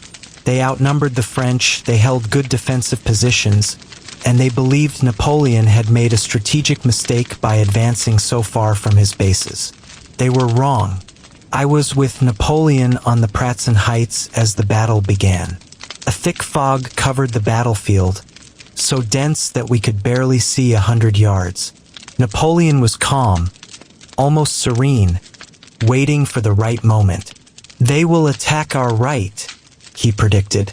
They see it is weak, and they cannot resist the temptation. They will shift their forces to our right, weakening their center. And when they do, he smiled, we will split their army in two. Everything happened as he had foreseen. The coalition forces attacked the French right flank, which Napoleon had deliberately weakened. When the enemy was committed, Napoleon struck at their weakened center with Marshal Soult's corps, driving straight for the Pratzen Heights, the key terrain that dominated the battlefield. As the sun rose through the fog, the famous Sun of Austerlitz, I watched the French columns surge up the heights. The Russian and Austrian forces on the Pratzen were caught by surprise and driven off. Suddenly, the coalition army was split in two, with their right wing cut off from their left and both wings under attack. By mid-afternoon, the battle was over. The coalition left wing was destroyed, driven onto frozen ponds where the ice broke under the weight of men and cannon, drowning thousands. The center was shattered. The right wing was retreating in disorder. 27,000 coalition soldiers were killed, wounded, or captured. French losses were less than 9,000. It was the perfect battle, the one every general dreams of fighting. Napoleon had read his enemies perfectly, positioned his forces ideally, and executed his plan with precision. By nightfall, Austria was suing for peace and Russia was retreating eastward. Napoleon was undisputed master of the continent. "This is my greatest victory," Napoleon said to me as we surveyed the battlefield in the fading light. The field was covered with bodies, Russian and Austrian soldiers lying in heaps where they had fallen. The cries of the wounded filled the air. Yet Napoleon seemed almost tranquil, satisfied with his achievement. Everything before this was preparation. Everything after will be consequence. He was right about that, though perhaps not in the way he intended. Austerlitz marked the high point of Napoleon's genius, the moment when his military skill reached its apex. But it also marked the beginning of his downfall, for it gave him an inflated sense of his own invincibility and convinced him that no enemy could stand against him. The Treaty of Pressburg, signed at the end of December, was harsh for Austria. They lost Venice, Istria, Dalmatia, and their German territories. They paid a massive indemnity and recognized Napoleon's brother Joseph as King of Naples and his stepson Eugene as Viceroy of Italy. The Holy Roman Empire, that ancient institution that had endured for 1,000 years, was effectively dead. Napoleon would formally dissolve it the following year. But Austerlitz had another consequence. It made Napoleon emperor in fact as well as name. He had crowned himself Emperor of the French in December 1804 in an elaborate ceremony at Notre Dame. Pope Pius VII had been brought to Paris to preside, though Napoleon had famously taken the crown from the Pope's hands and placed it on his own head, a gesture symbolizing that he answered to no authority but his own. I had been at the coronation, and it was a spectacular piece of theater. Napoleon had commissioned a new crown, new regalia, new court ceremonials. He created a new nobility with titles like Prince, Duke, Count, bestowed on his marshals and ministers. The regicide revolutionaries who had guillotined Louis XVI now knelt before Emperor Napoleon, swearing oaths of loyalty that would have been unthinkable a decade earlier. What happened to the Republic? I asked Lucien Bonaparte one evening after the coronation. Napoleon's brother was temporarily out of favor with the emperor and willing to speak more freely than most. The Republic? Lucien laughed bitterly. The Republic died on 18th Brumaire, Laurent. Everything since then has been theater, maintaining the fiction while Napoleon consolidated power. And now even the fiction is gone. We have an emperor, a court, nobles, all the trappings of the old regime that we fought to destroy. Does it not bother him? The contradiction? Napoleon does not think in terms of contradiction. He thinks in terms of necessity. The Republic could not give France stability, so the Republic had to go. Democracy leads to chaos, so democracy must be suppressed. Freedom of the press allows criticism, so the press must be controlled. Everything is justified by the goal of making France strong and secure, and making Napoleon powerful. That too, Lucien agreed, though I think he genuinely believes they are the same thing. In his mind, what is good for Napoleon is good for France. He cannot distinguish between his personal ambition and the national interest. After Austerlitz, Napoleon was at the height of his power. He redrew the map of Europe with breathtaking audacity. The Holy Roman Empire was dissolved, and in its place, he created the Confederation of the Rhine, a collection of German states under French protection. His brothers were installed as kings, Joseph in Naples, Louis in Holland, Jerome in Westphalia. His marshals became dukes and princes, ruling over territories carved from conquered lands. But with each rearrangement of the map, with each new satellite kingdom, Napoleon created new resentments, new enemies, new problems. The peoples of Europe did not want to be ruled by French puppets. They did not want French administrators, French taxes, French laws. Nationalism, that force which Napoleon both exploited and underestimated, was beginning to stir. Prussia, humiliated by France's domination of Germany, prepared for war. King Frederick William III and his advisors convinced themselves that they could defeat Napoleon if they struck quickly before he could concentrate his forces. It was a fatal miscalculation. In October 1806, Napoleon launched a lightning campaign against Prussia that became a textbook example of decisive warfare. At Jena and Austerlitz, two battles fought simultaneously on October 14th. The vaunted Prussian army was destroyed in a single day. Napoleon smashed the main Prussian force at Jena while Marshal Davout defeated an even larger Prussian army at Austerlitz.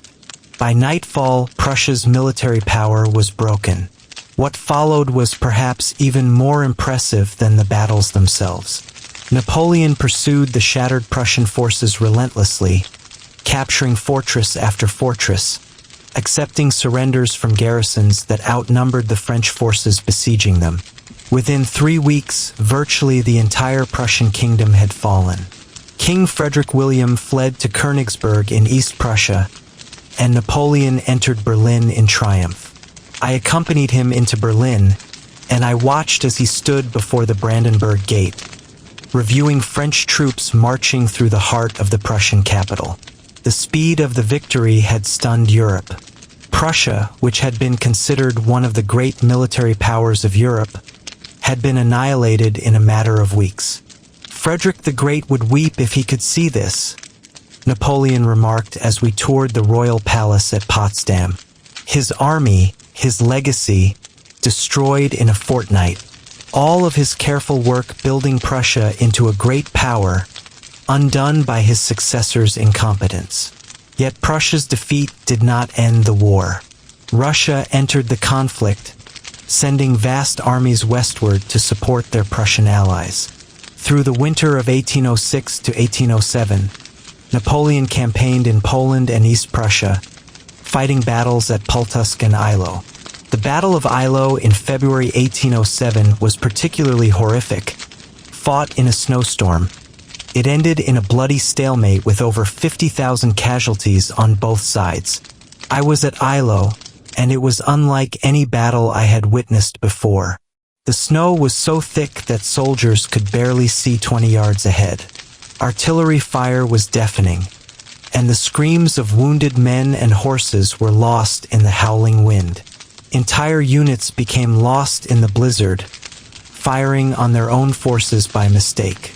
By nightfall, the battlefield was covered with frozen corpses. French and Russian mingled together in death. Napoleon walked the battlefield the next morning, and I saw something in his face I had rarely seen: doubt.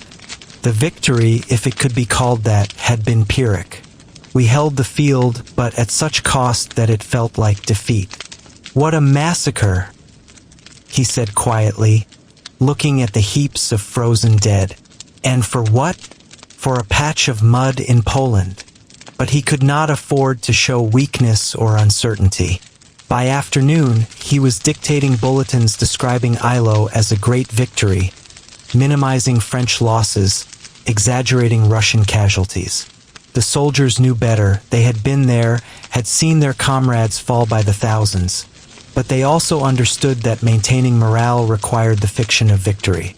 The campaign culminated at Friedland in June 1807. There, Napoleon achieved the decisive victory that had eluded him at Eylau.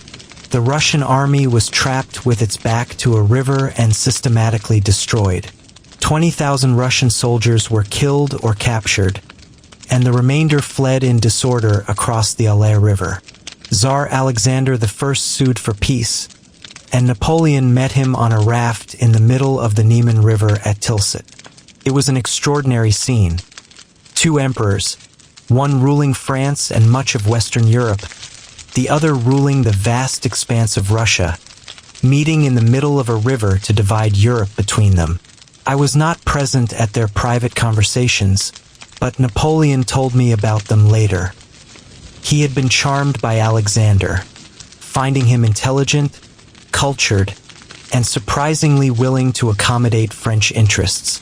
They agreed to an alliance. Russia would recognize French dominance in Western and Central Europe, while France would recognize Russian interests in Eastern Europe and the Balkans. Together, they would enforce the continental system, a blockade designed to exclude British goods from European markets and thereby strangle Britain economically. "I have made peace with Russia," Napoleon told me after the meeting. "More than peace, an alliance. Alexander and I understand each other. We are both products of the Enlightenment, both men of reason who see beyond petty nationalism. Together, we can bring order to Europe, end these endless wars, and create a lasting peace." I wanted to believe him, but I was skeptical. Russia and France had been enemies for years, and now suddenly they were allies? Seemed too convenient, too fragile. And indeed, within 5 years, that alliance would lie in ruins, and Napoleon would be marching into Russia at the head of the largest army Europe had ever seen.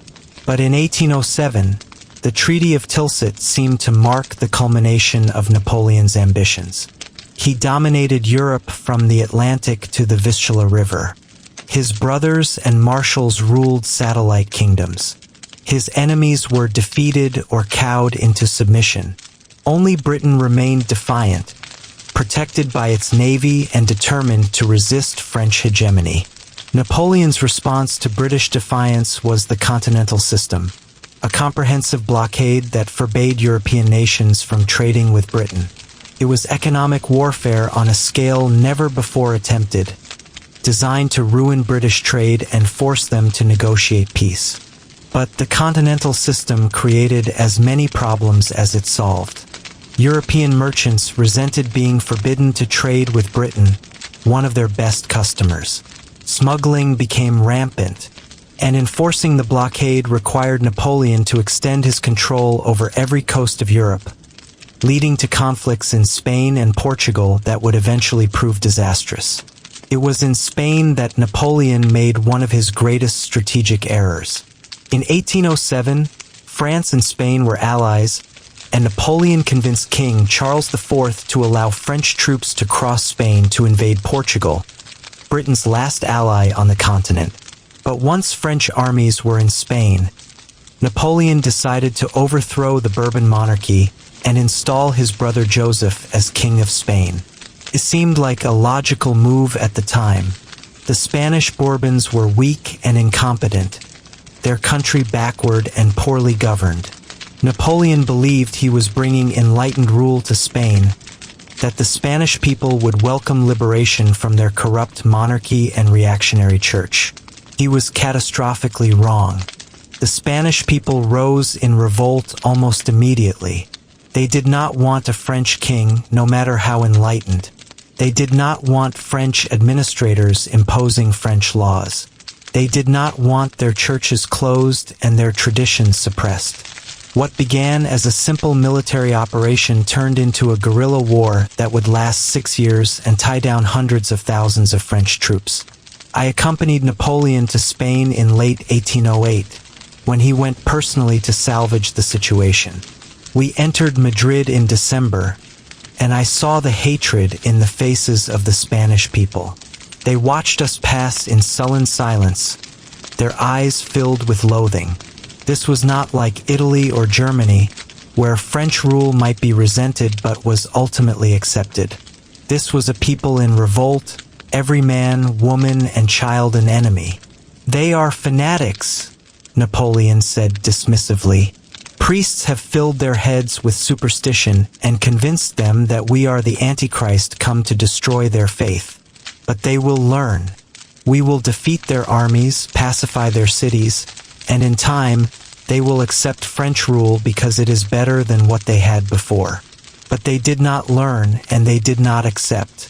The Spanish fought with a ferocity and cruelty that shocked even veterans of the Italian and German campaigns. French soldiers caught alone were tortured to death. Supply convoys were ambushed. Collaborators were assassinated.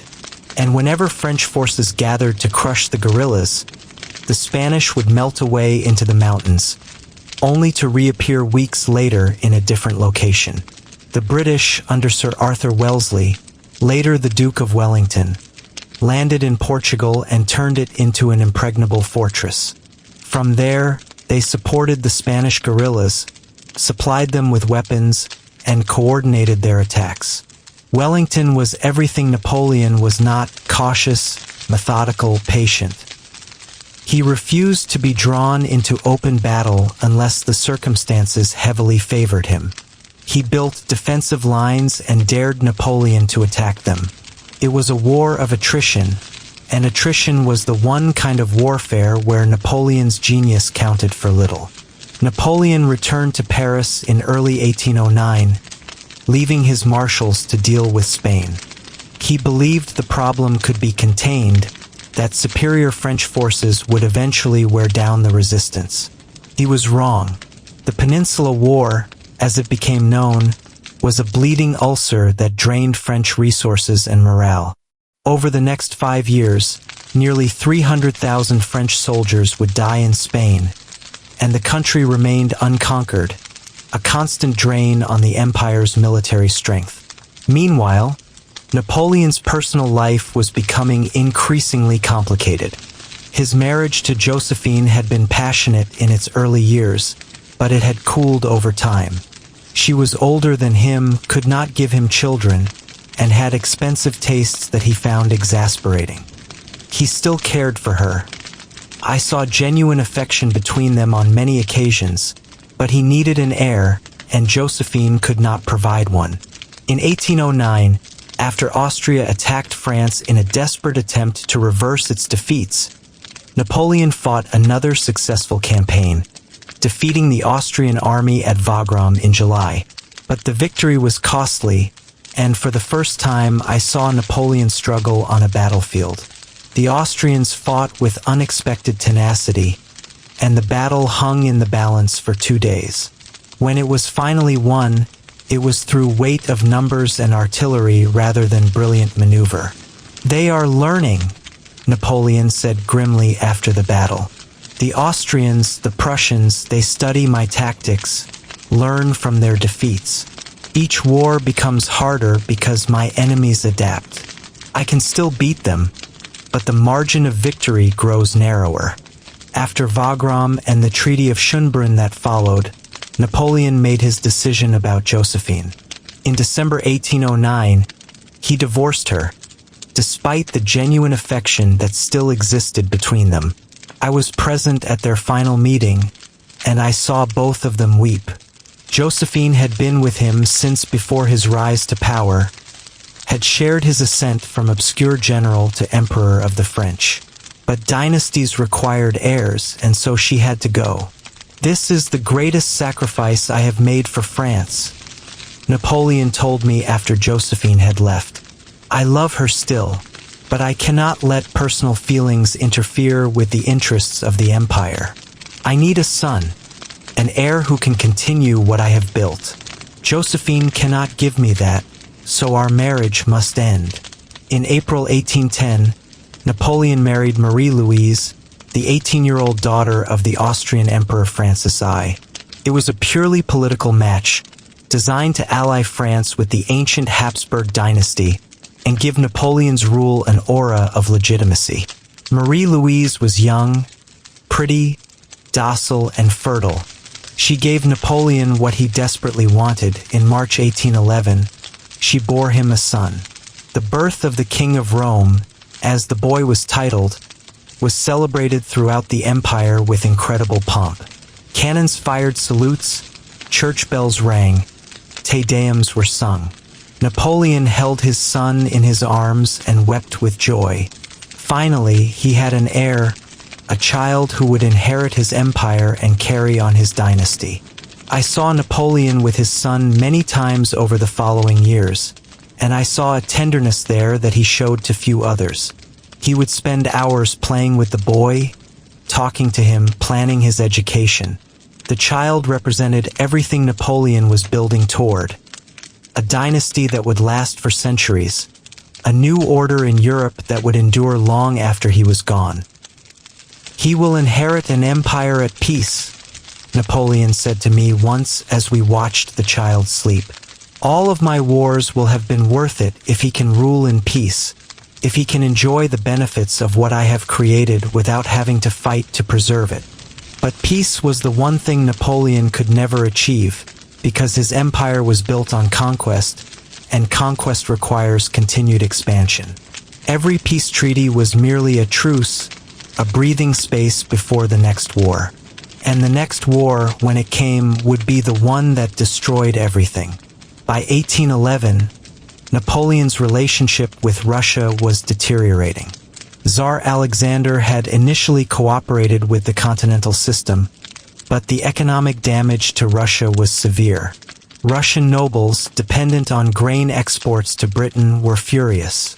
Alexander began allowing British goods into Russia through neutral ships, violating his agreements with Napoleon. French goods were subjected to heavy tariffs. The alliance that had seemed so solid at Tilsit was crumbling. Napoleon could not tolerate this defiance. If Russia openly broke the continental system, other nations would follow, and his strategy for defeating Britain would collapse.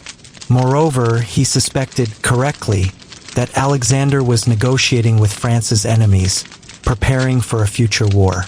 In early 1812, Napoleon made the decision that would ultimately destroy him. He would invade Russia, bring Alexander to heel, and finally complete his mastery of Europe. I tried to dissuade him. "Sire," I said. I called him sire now, as everyone did. "The distances are too great. Russia is vast, far larger than any country you have conquered. The Russians will retreat before us, drawing us deeper into their territory. Supply lines will become impossible to maintain. And winter in Russia is legendary for its severity. The Russians will fight," he replied confidently. "They cannot allow me to march on Moscow without defending their capital. We will meet them in one great battle, crush them as we crushed the Austrians at Austerlitz, and Alexander will sue for peace. 6 weeks, Laurent.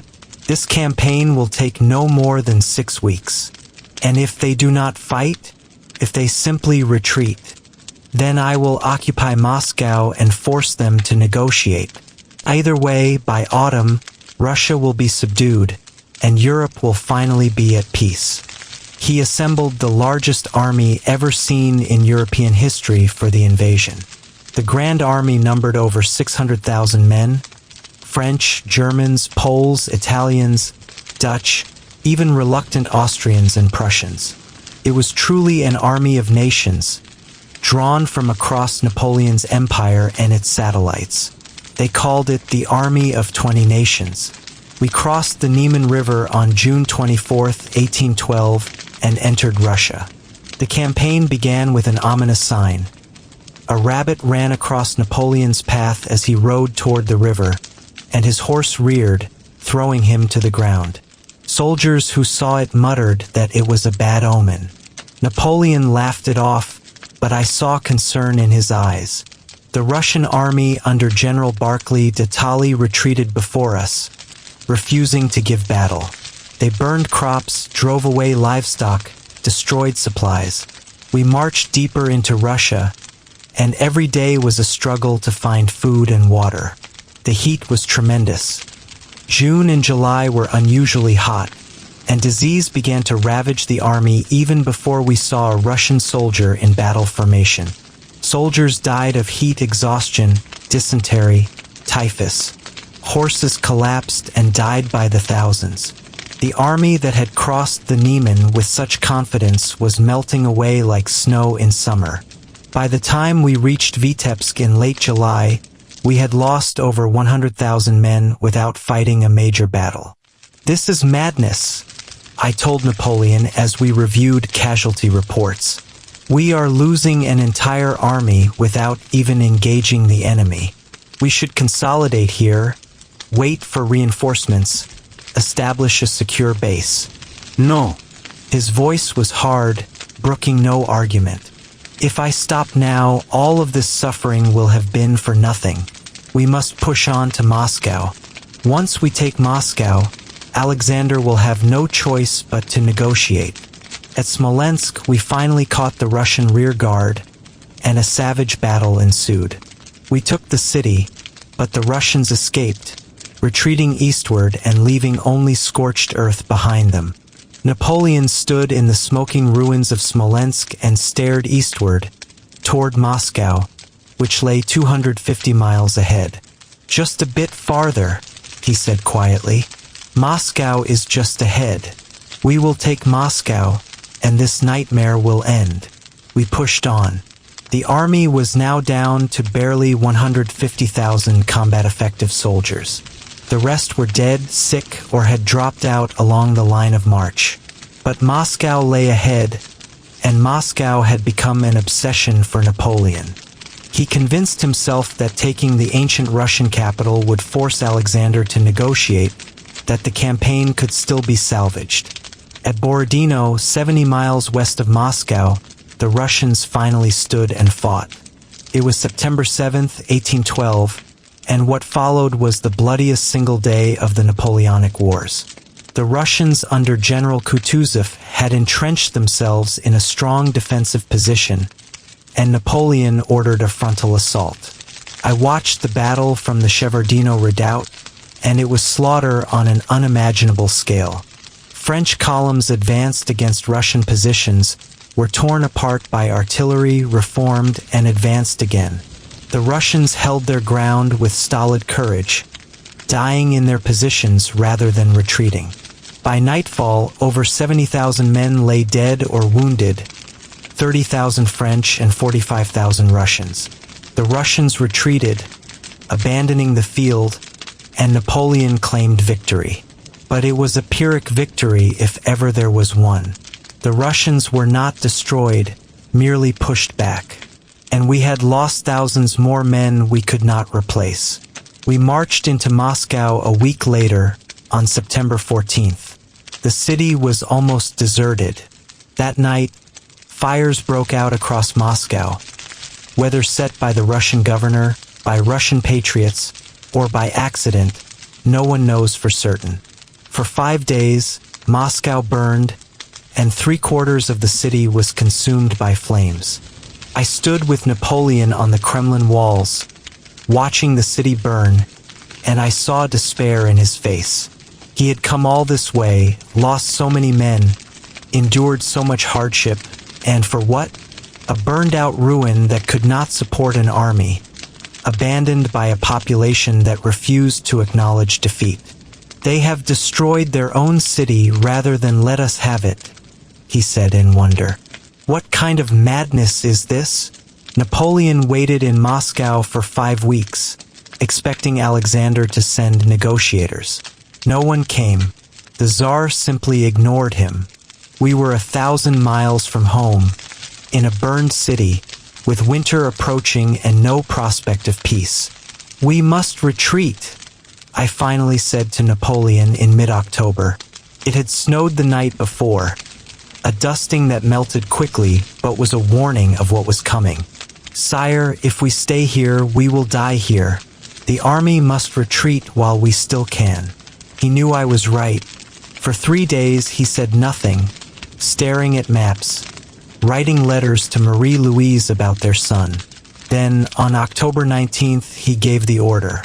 The Grand Army would retreat. The retreat from Moscow was hell on earth. We marched west, retracing our route of advance.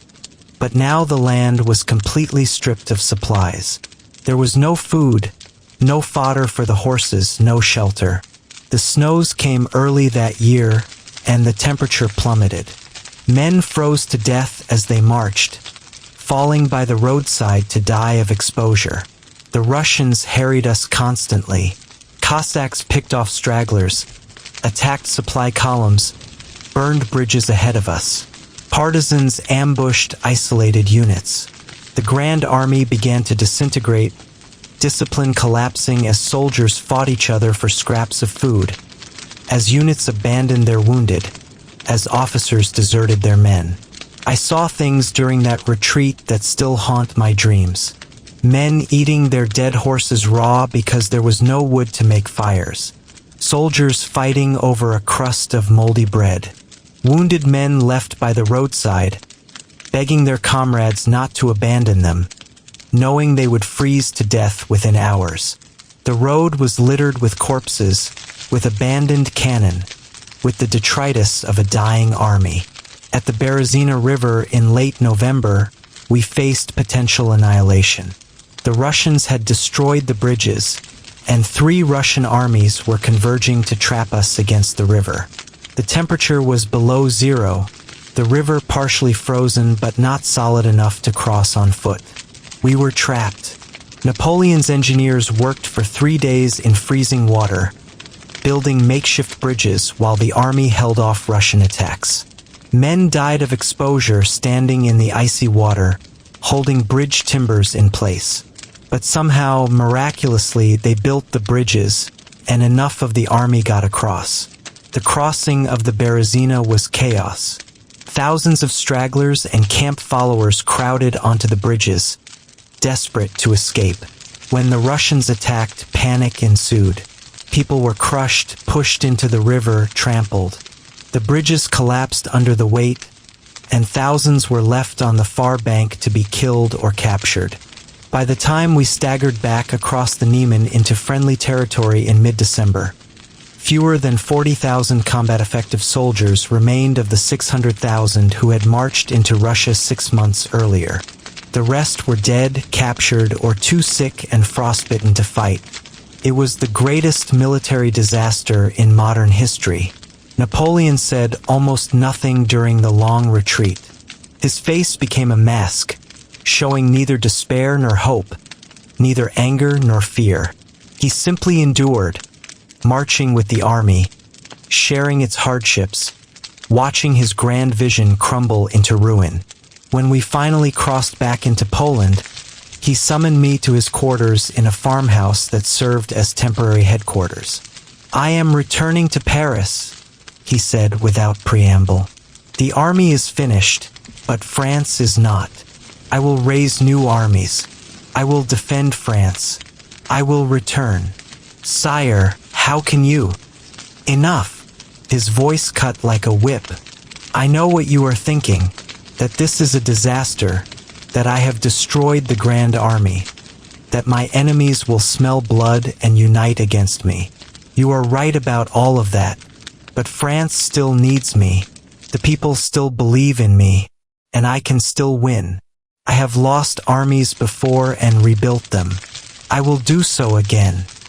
He left the shattered remnants of the Grand Army under Murat's command and raced back to Paris in a sleigh, covering the distance in just 13 days.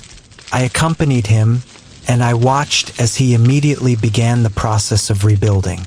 New conscripts were called up, boys of 16 and 17, the dregs of the manpower barrel.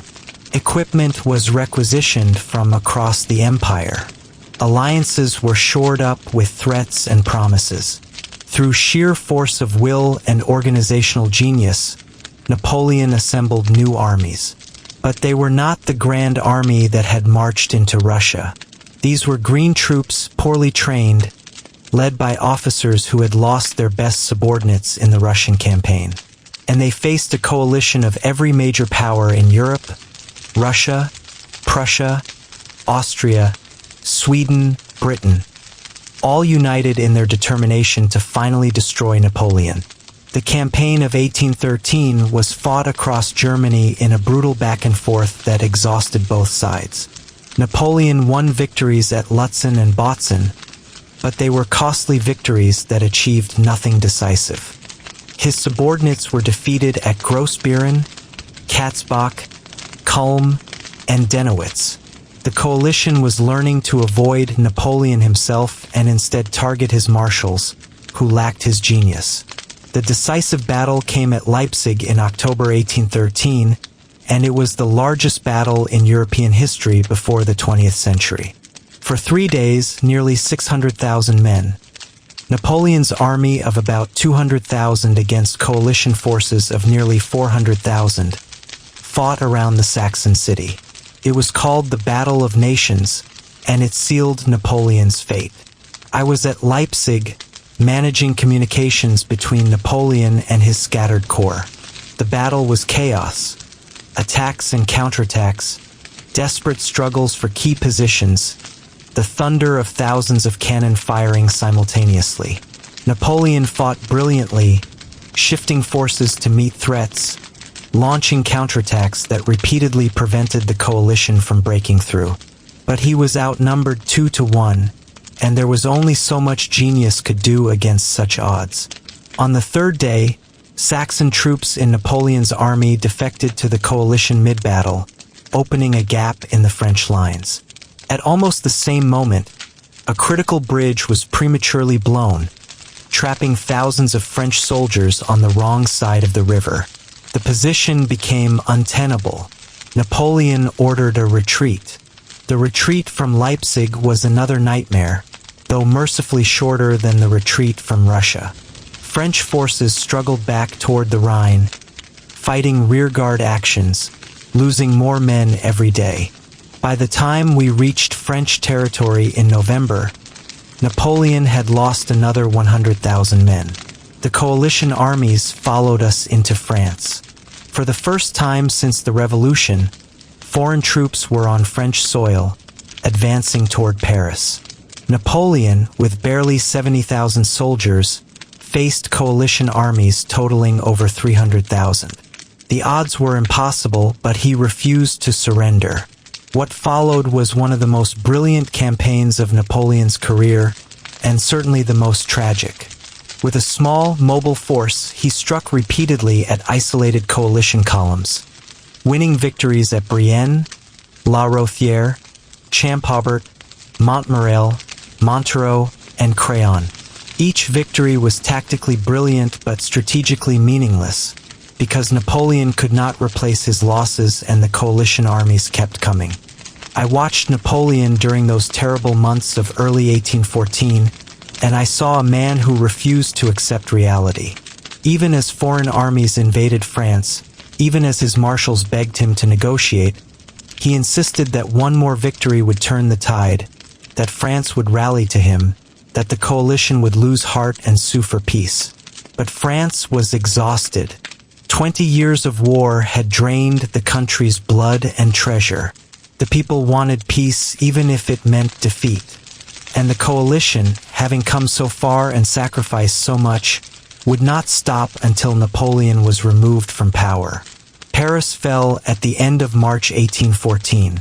Napoleon was at Fontainebleau, 40 miles south, when he received the news. His marshals, the men who had followed him from Egypt to Russia, from Italy to Spain, finally told him the truth. Marshal Ney spoke for them all. "The army will not march on Paris," he said quietly. "The army will only follow your majesty to safety. The war is over."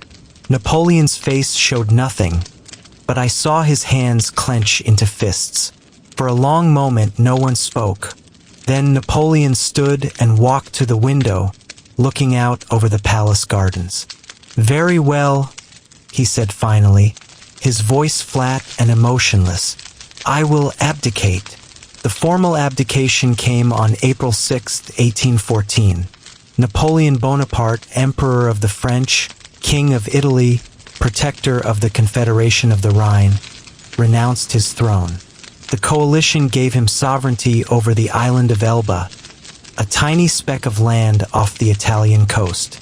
He would have a small income, a few hundred soldiers, and the title of emperor, though emperor of what exactly was unclear. I accompanied him to Elba, and I watched as he said goodbye to his old guard at Fontainebleau. He stood before them, these soldiers who had followed him through a dozen campaigns, and tried to speak. His voice broke, and tears ran down his face. "Soldiers of my old guard," he said, "I bid you farewell. For 20 years, you have accompanied me faithfully on the paths of honor and glory. In latter times, as in days of our prosperity, you have been models of courage and fidelity. Men such as you are needed to keep up the reputation of France. I will write the history of the great achievements we have accomplished together. Goodbye, my children. I would like to press you all to my heart." He kissed the standard of the old guard, turned, and walked away. The soldiers stood in silence, tears streaming down hardened faces, watching their emperor leave them. On Elba, Napoleon created a miniature empire. He reorganized the island's administration, improved roads, developed iron mines, reformed education. He reviewed his tiny army of 400 soldiers as though they were the Grand Army. He received visitors and told stories of past glories. But I could see that he was dying inside, a caged eagle dreaming of the sky. I left Elba after 3 months. I was exhausted, spiritually broken by 20 years of following this man through glory and disaster. I told Napoleon the first needed to return to France to see to family matters. It was partly true. My mother was dying, but mostly, I simply could not bear to watch him anymore. This colossus brought low, playing at being emperor of an island barely larger than Paris. He grasped my hand at our parting. "Thank you, Laurent," he said quietly, "for your service, your loyalty, your friendship. I know I have not always been easy to serve, but you have been with me through the best and worst of times, and I will not forget that." "What will you do, sire?" I asked. He smiled, and for a moment, I saw a flash of the old Napoleon, confident and calculating. "I will wait and watch, and when the moment comes, I will return." I did not believe him. I thought his time was over, that he would spend the rest of his days on Elba, a footnote to history. I was wrong. In February 1815, Napoleon learned that the Congress of Vienna, where the great powers were redrawing the map of post-Napoleonic Europe, was in disarray, with Britain, Austria, and France on one side and Russia and Prussia on the other, threatening war among themselves. More importantly, he learned that the restored Bourbon monarchy in France was deeply unpopular. King Louis XVIII had returned with the baggage train of foreign armies, and the French people resented him. The army, which had been humiliated and reduced, was sullen and bitter. On February 26, 1815, Napoleon made his move. With barely 1,000 soldiers, he sailed from Elba and landed near Antibes on the French coast. It was insanity, a desperate gamble by a man who could not accept his fall from power. Yet somehow, impossibly, it succeeded. The government sent troops to arrest him. Napoleon walked toward them alone, opened his coat to expose his chest, and said, "Soldiers, if there is any among you who wishes to kill his emperor, here I am." They threw down their weapons and rallied to him. The scene repeated itself again and again as Napoleon marched north toward Paris. Marshal Ney, who had sworn to King Louis XVIII that he would bring Napoleon back in an iron cage, met his former emperor and immediately rejoined him. "I thought I could resist the sight of him," Ney said later. "I was wrong." King Louis XVIII fled Paris as Napoleon approached. On March 20th, 1815, exactly 1 year after the coalition armies had entered Paris, Napoleon Bonaparte returned to the Tuileries Palace as master of France once more. The 100 Days had begun. I was in Paris when Napoleon returned, and I felt the electricity in the air. The people were ecstatic. Soldiers cheered themselves hoarse. It was as though the past year had been a bad dream, and now France had awakened. I went to the Tuileries and was immediately readmitted to Napoleon's service. He needed men he could trust, and there were fewer of those than there had once been. But the euphoria quickly gave way to grim reality. The great powers of Europe had declared Napoleon an outlaw, an enemy of peace who could never be negotiated with. They assembled massive armies to destroy him once and for all. Austria, Russia, Prussia, Britain, all were mobilizing with a combined force of nearly 1 million men. Napoleon had barely 200,000 troops, and many of those were new recruits. Can it be done? I asked him a week after his return, as we reviewed the strategic situation. Can France defeat all of Europe? No, he admitted, and his honesty surprised me. Not in a straight fight, but I do not need to defeat all of Europe. I only need to strike fast, defeat the nearest armies before they can unite, convince the coalition that the cost of fighting me is too high. One great victory might shatter their resolve. It is a gamble, but it is the only chance France has. His plan was to strike north into Belgium, where British and Prussian armies were assembling. He would drive between them, defeat each separately, and then deal with the Austrian and Russian armies that were still weeks away from reaching France. It was characteristically audacious, and if anyone could make it work, it was Napoleon. We crossed into Belgium on June 15, 1815, moving with the speed that had characterized Napoleon's greatest campaigns. The coalition was caught by surprise. On June 16th, Napoleon attacked the Prussian army under Blücher at Ligny, while Marshal Ney engaged the British under Wellington at Quatre Bras. Ligny was a French victory.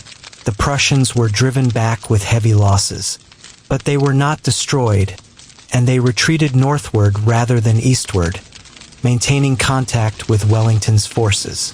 Then came Waterloo. I was with Napoleon on June 18, 1815, at the farm of La Belle Alliance, which served as his headquarters. The British army under Wellington held a ridge south of Waterloo village, and Napoleon was determined to break them. Heavy rain had fallen the night before, turning the battlefield into mud, and Napoleon delayed his attack until midday to allow the ground to dry. "I will break them before dark," he told me confidently. Wellington is a good general, competent and careful, but he is not a great general. He has never faced me at my best, and today he will learn the difference. But this was not Napoleon at his best. He had not slept well. Stomach pains had kept him awake much of the night. He was 46 years old, no longer the lean, energetic young general who had conquered Italy. And Wellington was better than Napoleon gave him credit for, methodical, defensive-minded, and stubborn as granite. The battle began with a French attack on the fortified farm of Hougoumont on Wellington's right. The attack was supposed to be a diversion, drawing British reserves, but it consumed far more French troops than planned. Then came the main attack, massive columns of French infantry advancing up the slopes toward the British lines. I watched through a telescope as the French columns marched forward with drums beating and eagles flying. They reached the crest of the ridge, and for a moment, I thought they would break through. Then the British infantry, which had been lying down behind the ridge, stood up and fired devastating volleys at point-blank range. The French columns wavered, broke, and fell back. Napoleon sent in the cavalry, thousands of horsemen, the pride of the French army. They charged up the slope, smashing into British infantry squares. Again and again they charged, but the squares held. British infantry fired volley after volley, and French cavalry fell in heaps. By mid-afternoon, the cream of French cavalry was destroyed, and Wellington's line still held. Napoleon was growing desperate. He could see, through his telescope, a dark mass on the northeastern horizon. The Prussians, arriving to reinforce Wellington. Blücher had kept his word to the British commander, marching his army across terrible terrain to reach the battlefield. Napoleon sent in the Imperial Guard, the elite troops who had never been defeated, the men who had followed him since Egypt. "The Guard does not know defeat," was their motto. 8 battalions of the Guard advanced up the slope in perfect formation, drums beating, veterans who had fought in a dozen campaigns. They reached the crest, and British Guards Brigade rose from where they had been lying and fired a crushing volley at 50 yards range. The Imperial Guard, for the first time in their history, wavered. They tried to advance, but more volleys crashed into them. Then British cavalry charged into their flank. The Guard broke, they retreated, and the cry went up. A cry that no one had ever heard before on a Napoleonic battlefield. "The Guard retreats!" That cry spread through the French army like wildfire. If the Guard could be beaten, if even those elite veterans could break and run, then all was lost. Panic seized the army. Units that had been holding their positions suddenly dissolved. Men threw away their weapons and ran. What had been an organized battle became a rout. And at that moment, the Prussians arrived in force, pouring onto the battlefield from the east. Fresh troops, tens of thousands of them, smashing into the exhausted French. Napoleon tried desperately to rally his troops, forming squares to hold back the Allied advance, but it was hopeless. By nightfall, the French army had ceased to exist as a fighting force. Over 25,000 French soldiers were dead or wounded, and the rest were fleeing in disorder toward France. I fled with Napoleon from the battlefield. We rode through the night, accompanied by a handful of officers and the Imperial Guard cavalry who formed a rearguard. Behind us, we could hear the sounds of pursuit. Prussian cavalry hunting down the remnants of the French army. Napoleon said nothing during that terrible ride. His face was a mask, showing no emotion. But once, when we stopped briefly to rest the horses, I saw him staring back toward Waterloo, and there were tears on his cheeks. We reached Paris on June 21st. Napoleon wanted to continue the fight, to raise new armies to defend France. But his support had evaporated. The Chamber of Deputies forced him to abdicate for the second time. This time, there would be no exile to a pleasant Mediterranean island. The British took custody of him, and their intentions were clear. He would be imprisoned somewhere so remote that he could never again threaten Europe. I saw Napoleon for the last time in Paris before he surrendered to the British. We met privately in the Élysée Palace, and he looked older than I had ever seen him, exhausted and defeated. "I should have died at Moscow," he said quietly, "or at Leipzig, or Waterloo. It would have been better to die in battle than to face this. Sire, do not call me sire. I am no longer anyone's emperor. I am simply Napoleon Bonaparte, and I have failed." He looked at me with those gray eyes that had once commanded armies. "Was it worth it, Laurent? All of the wars, all of the death, all of the ambition? What did it accomplish?" I thought carefully before answering. "You transformed Europe. You swept away the old feudal systems, brought rational law to dozens of nations, promoted education and merit over birth. You proved that a man of no particular family could rise to rule half a continent. Those achievements will outlast your empire. But at what cost?" Millions dead. France exhausted. My son will never inherit anything but my name and a legacy of defeat. The kings I overthrew are being restored. The old order is returning. In the end, what did I change? Everything, I said firmly. "Sire Napoleon, you changed everything. Europe cannot go back to what it was before you. The ideas you spread, equality before law, careers open to talent, secular government, they cannot be unlearned. You may have failed to build a lasting empire, but you succeeded in destroying the old world. Something new will rise from its ashes." He smiled faintly. "You were always an optimist, Laurent. I hope you are right." On July 15, 1815, Napoleon surrendered to Captain Maitland of HMS Bellerophon, throwing himself on the mercy of Britain. The British had none. After briefly holding him near Plymouth, where thousands of curious Britons rode out to catch a glimpse of the famous emperor, they shipped him to St. Helena, a volcanic island in the South Atlantic, more than 1,000 miles from the nearest land. I did not accompany him to St. Helena. I was exhausted, spiritually and physically broken by 20 years of following this man through triumph and disaster. We said our final goodbye in Paris. "Thank you," he said, grasping my hand, "for everything.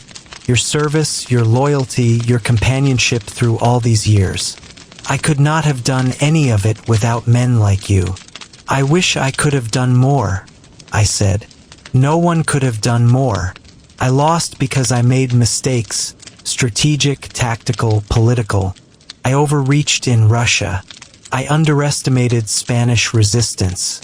I could not accept my own limitations. Those failures are mine, not yours or anyone else's. Remember that. What will you do on St. Helena?" "Write," he said. "I will write my memoirs, tell my story, shape how history remembers me. I may have lost the wars, but I will not lose the battle for historical memory. Future generations will read my account and judge for themselves whether I was a tyrant or a visionary, a conqueror or a liberator. That is all I have left, the ability to tell my story." Napoleon died on St. Helena on May 5, 1821, at the age of 51. The official cause was stomach cancer, though rumors persist to this day that he was poisoned. His last words, spoken in delirium, were "France, Army, Head of the Army, Josephine." I learned of his death weeks later, and I felt a profound sense of loss. Whatever his faults, and they were many, Napoleon had been the most remarkable man I ever knew. He had shaped my life, given me purpose, allowed me to witness history being made. Without him, the world seemed smaller, duller, less full of possibility. In the decades since his death, I have watched as Napoleon's legend has grown. The man who died in exile has become a symbol, to some of tyranny and militarism, to others of genius and national glory. His code Napoleon remains the basis of law in dozens of nations. His military campaigns are studied in every military academy on earth. His reforms influenced the development of modern European states. His nephew, Louis Napoleon, became Napoleon III and ruled France from 1852 to 1870, proving that the Bonaparte name retained its magic. I am an old man now, writing these words in 1852, and I have had many years to reflect on the man I served. Napoleon Bonaparte was not a monster, though he did monstrous things. He was not a saint, though he believed he was serving a higher purpose. He was a man of extraordinary ability and equally extraordinary ambition, born at a moment when such a man could reshape the world. Did he make Europe better? The question is impossible to answer simply. He brought enlightened reforms and brutal war, rational administration and dictatorial rule, meritocracy and nepotism, liberation and conquest. He was a bundle of contradictions, a champion of equality who made himself emperor, a man of reason who believed in his own destiny, a military genius who destroyed armies through carelessness, a political visionary who could not create lasting peace. I think Napoleon understood these contradictions. He once told me, late at night after too much wine, "I am not a simple man, Laurent. I contain multitudes. I am both enlightened and despotic, both generous and cruel, both wise and foolish.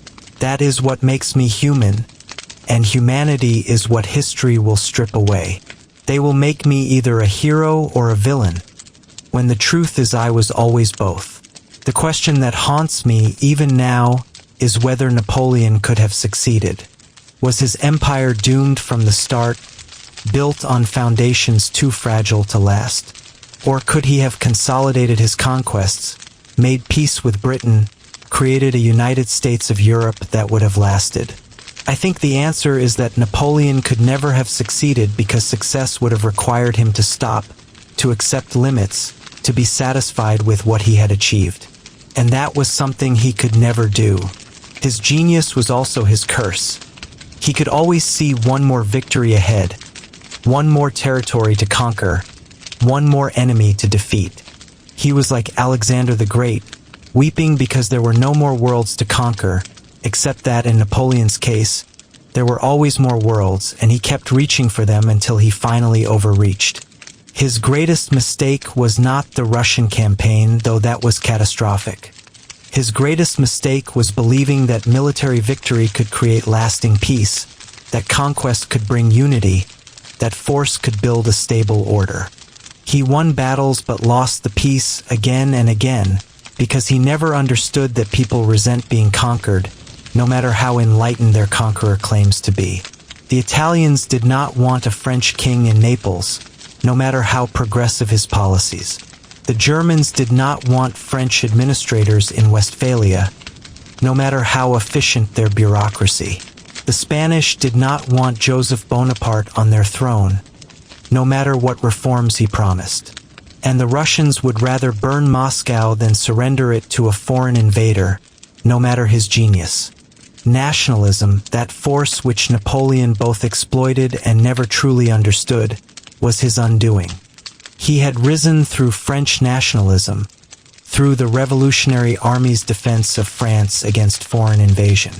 But when he tried to conquer Europe, he awakened nationalism in every nation he invaded. The guerrillas in Spain, the volunteers in Prussia after Jena, the Russian partisans who harried his retreat, all were fighting not for their kings but for their nations, their cultures, their right to govern themselves. Napoleon created the conditions for his own defeat. By conquering Europe, he taught Europeans to organize themselves in opposition to conquest. By creating efficient centralized states, he showed other nations how to do the same. By promoting meritocracy and careers open to talent, he undermined the aristocratic order that might have accepted his rule in exchange for preserving their privileges. He was too radical for the old order and too authoritarian for the new order he was trying to create. Yet for all his failures, for all the suffering his wars caused, I cannot bring myself to condemn him entirely. He lived in an age of revolution and war, and he did not create those conditions. He responded to them. France was threatened by foreign powers determined to restore the Bourbon monarchy and crush the revolution. Napoleon did not start most of the wars he fought. He fought them because France's enemies would not accept French power. And within France, he did achieve something remarkable. He ended the chaos of the Directory and the Terror. He created a stable government, rational laws, and efficient administration.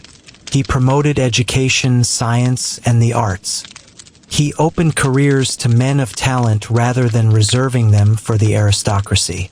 He made peace with the church without restoring its political power. He transformed France from a revolutionary experiment on the verge of collapse into the most powerful nation in Europe. The Code Napoleon, which he oversaw personally, brought together the best principles of the revolution: equality before the law, protection of property rights, secular authority, into a coherent legal system. That code, or versions of it, would be adopted by nations from Spain to Poland, from Italy to South America. It remains one of the most influential legal codes in history. Napoleon's educational reforms created the lycées and the university system that still exist in France today. His administrative reforms created the prefectural system that centralized government authority. His financial reforms stabilized the currency and created institutions like the Banque de France that still function. His public works projects, roads, bridges, canals, improved France's infrastructure for generations. These were real achievements that benefited millions of people.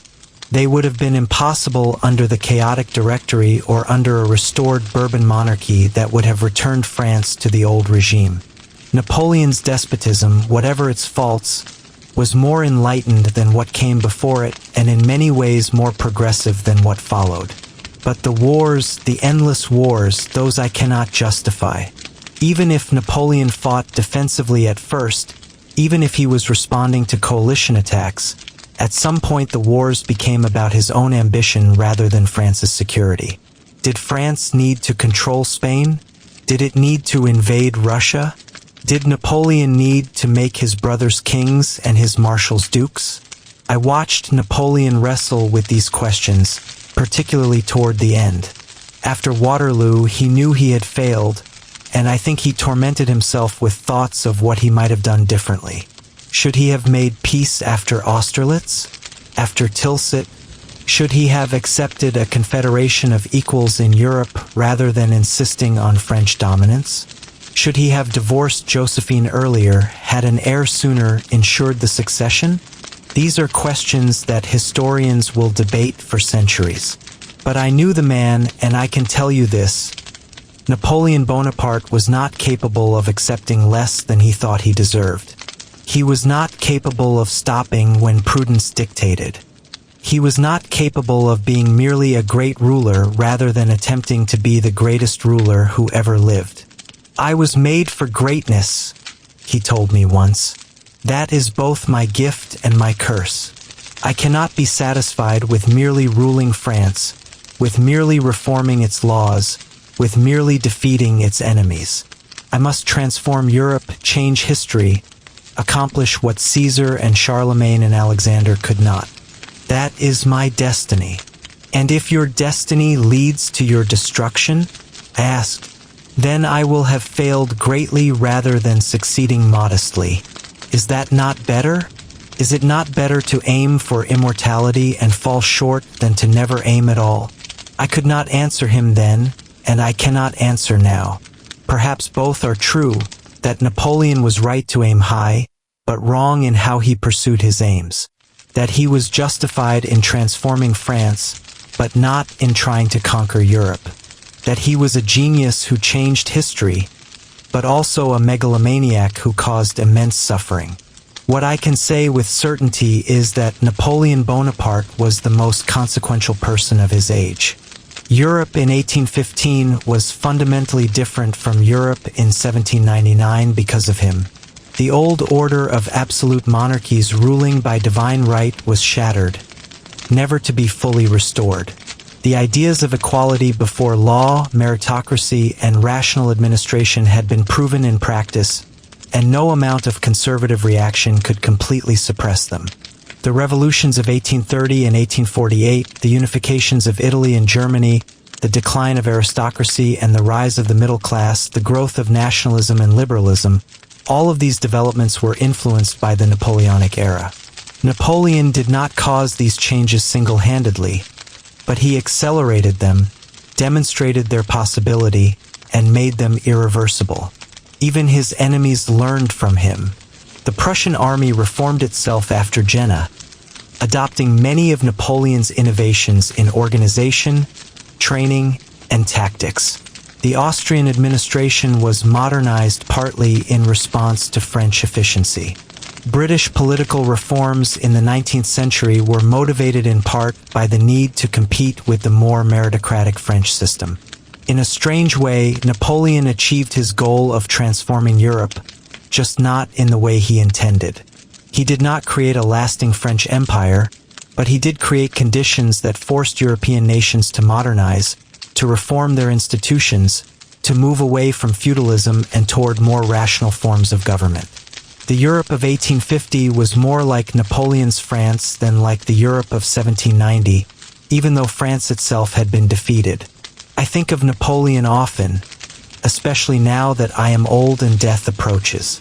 I think of him standing before the pyramids, saying that 40 centuries look down upon us. I think of him at Austerlitz, serene and confident, orchestrating his greatest victory. I think of him in the snow at Ilo, horrified by the carnage he had created. I think of him in Moscow watching the city burn, realizing that his grand strategy had failed. I think of him at Waterloo, desperately trying to rally broken troops, watching his final dream die. Most of all, I think of our last conversation in Paris, when he asked me if it had all been worth it. I told him then that he had changed everything, and I still believe that is true. But I could not tell him whether those changes justified the cost in blood and suffering. That is a question each person must answer for themselves. For me, having devoted 20 years of my life to serving Napoleon Bonaparte, having witnessed his triumphs and disasters, having seen the best and worst of what one man can accomplish, I can only say this: I am glad I knew him. I am glad I served him despite everything. He gave me a life of extraordinary experiences, allowed me to witness history being made. Let me see the heights to which human achievement can rise and the depths to which human ambition can fall. Napoleon Bonaparte was not a god, though he sometimes acted as if he were. He was not a demon, though his enemies portrayed him as such. He was a man, extraordinarily talented, extraordinarily ambitious, and extraordinarily flawed. He dreamed of creating a new world order based on reason, merit, and French dominance. He failed, but the magnitude of his attempt was breathtaking. History will judge him, and that judgment will change with each generation. To the French, he remains a symbol of national glory. To other Europeans, he is remembered as both liberator and oppressor. To military historians, he is a genius whose campaigns are still studied. To political philosophers, he represents both the promise and the danger of revolutionary change. But to me, Laurent Beaumont, who served him faithfully through the best and worst of times, he was something simpler and more complex. He was my emperor, my employer, and in some ways my friend. He was the man who shaped my life, for better and worse. And though he has been dead for 30 years, and though I am now an old man myself with little time remaining, I find that I cannot regret the years I spent in his service. The world is a different place because Napoleon Bonaparte lived. France is a different nation. Europe is a different continent. The ideas he fought for and against continue to shape our politics, our laws, our understanding of what is possible. That is his legacy, more enduring than any empire, more lasting than any dynasty. I will die soon, and when I do, I will be one of the last men alive who knew Napoleon personally, who worked beside him, who witnessed his genius and his madness firsthand. My testimony will join the thousands of other accounts, memoirs, histories, and legends that attempt to capture the reality of this man. None of them will succeed completely because Napoleon Bonaparte was too large, too complex, too contradictory to be fully captured in words. But we must try because history matters. The truth matters, even when it is uncomfortable, even when it reveals the flaws of great men. Napoleon would understand that, I think. He always believed that history would vindicate him, that future generations would recognize his achievements even if his contemporaries condemned his methods. Was he right? I do not know. That judgment belongs to you, to future generations who will read these words and form your own conclusions. All I can do is tell you what I saw, what I experienced, what I learned in 20 years of serving the most remarkable man of my age. Napoleon Bonaparte changed the world. Whether he changed it for better or worse, whether his achievements justified his costs, whether his legacy is one of liberation or oppression, these are questions that each person, each generation, must answer for themselves. I have given you my answer, incomplete and uncertain as it is. Now you must give yours. The eagle has fallen, but his shadow still stretches across Europe and across history. It will stretch for centuries to come, I suspect, touching lives and shaping events long after all who knew him personally have turned to dust. That is the nature of greatness. It outlives the mortal man who achieved it, becoming something larger and more mythical with each passing year. I think Napoleon would be pleased with that, though he might quibble with some of the details of how he is remembered. He He always did insist on telling his own story, on shaping his own legend. Even now, from beyond the grave, his memoirs and bulletins continue to influence how we understand the Napoleonic era. But the truth, as always, is more complicated than any legend. Napoleon Bonaparte was a man of his time, shaped by the French Revolution and the wars that followed it. He rode the whirlwind of history, and for a time he controlled it. But in the end, the whirlwind proved too powerful even for his genius. He fell as all men must fall, and the world moved on without him. Yet something of him remains in the laws that bear his name, in the institutions he created, in the maps he redrew, in the ideas he spread. And perhaps that is enough. Perhaps that is all any man can hope for, to leave the world different than he found it, to accomplish something that outlasts his brief time on earth. Napoleon Bonaparte accomplished that without question, and I, Laurent Beaumont, am honored to have witnessed it, to have served him, and now, at the end of my life, to tell his story one final time. May history judge him fairly. May future generations learn from both his achievements and his failures.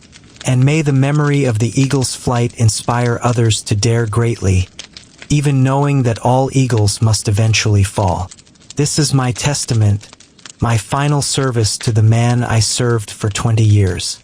I have told the truth as I witnessed it, neither excusing his faults nor denying his achievements. What more can any chronicler do?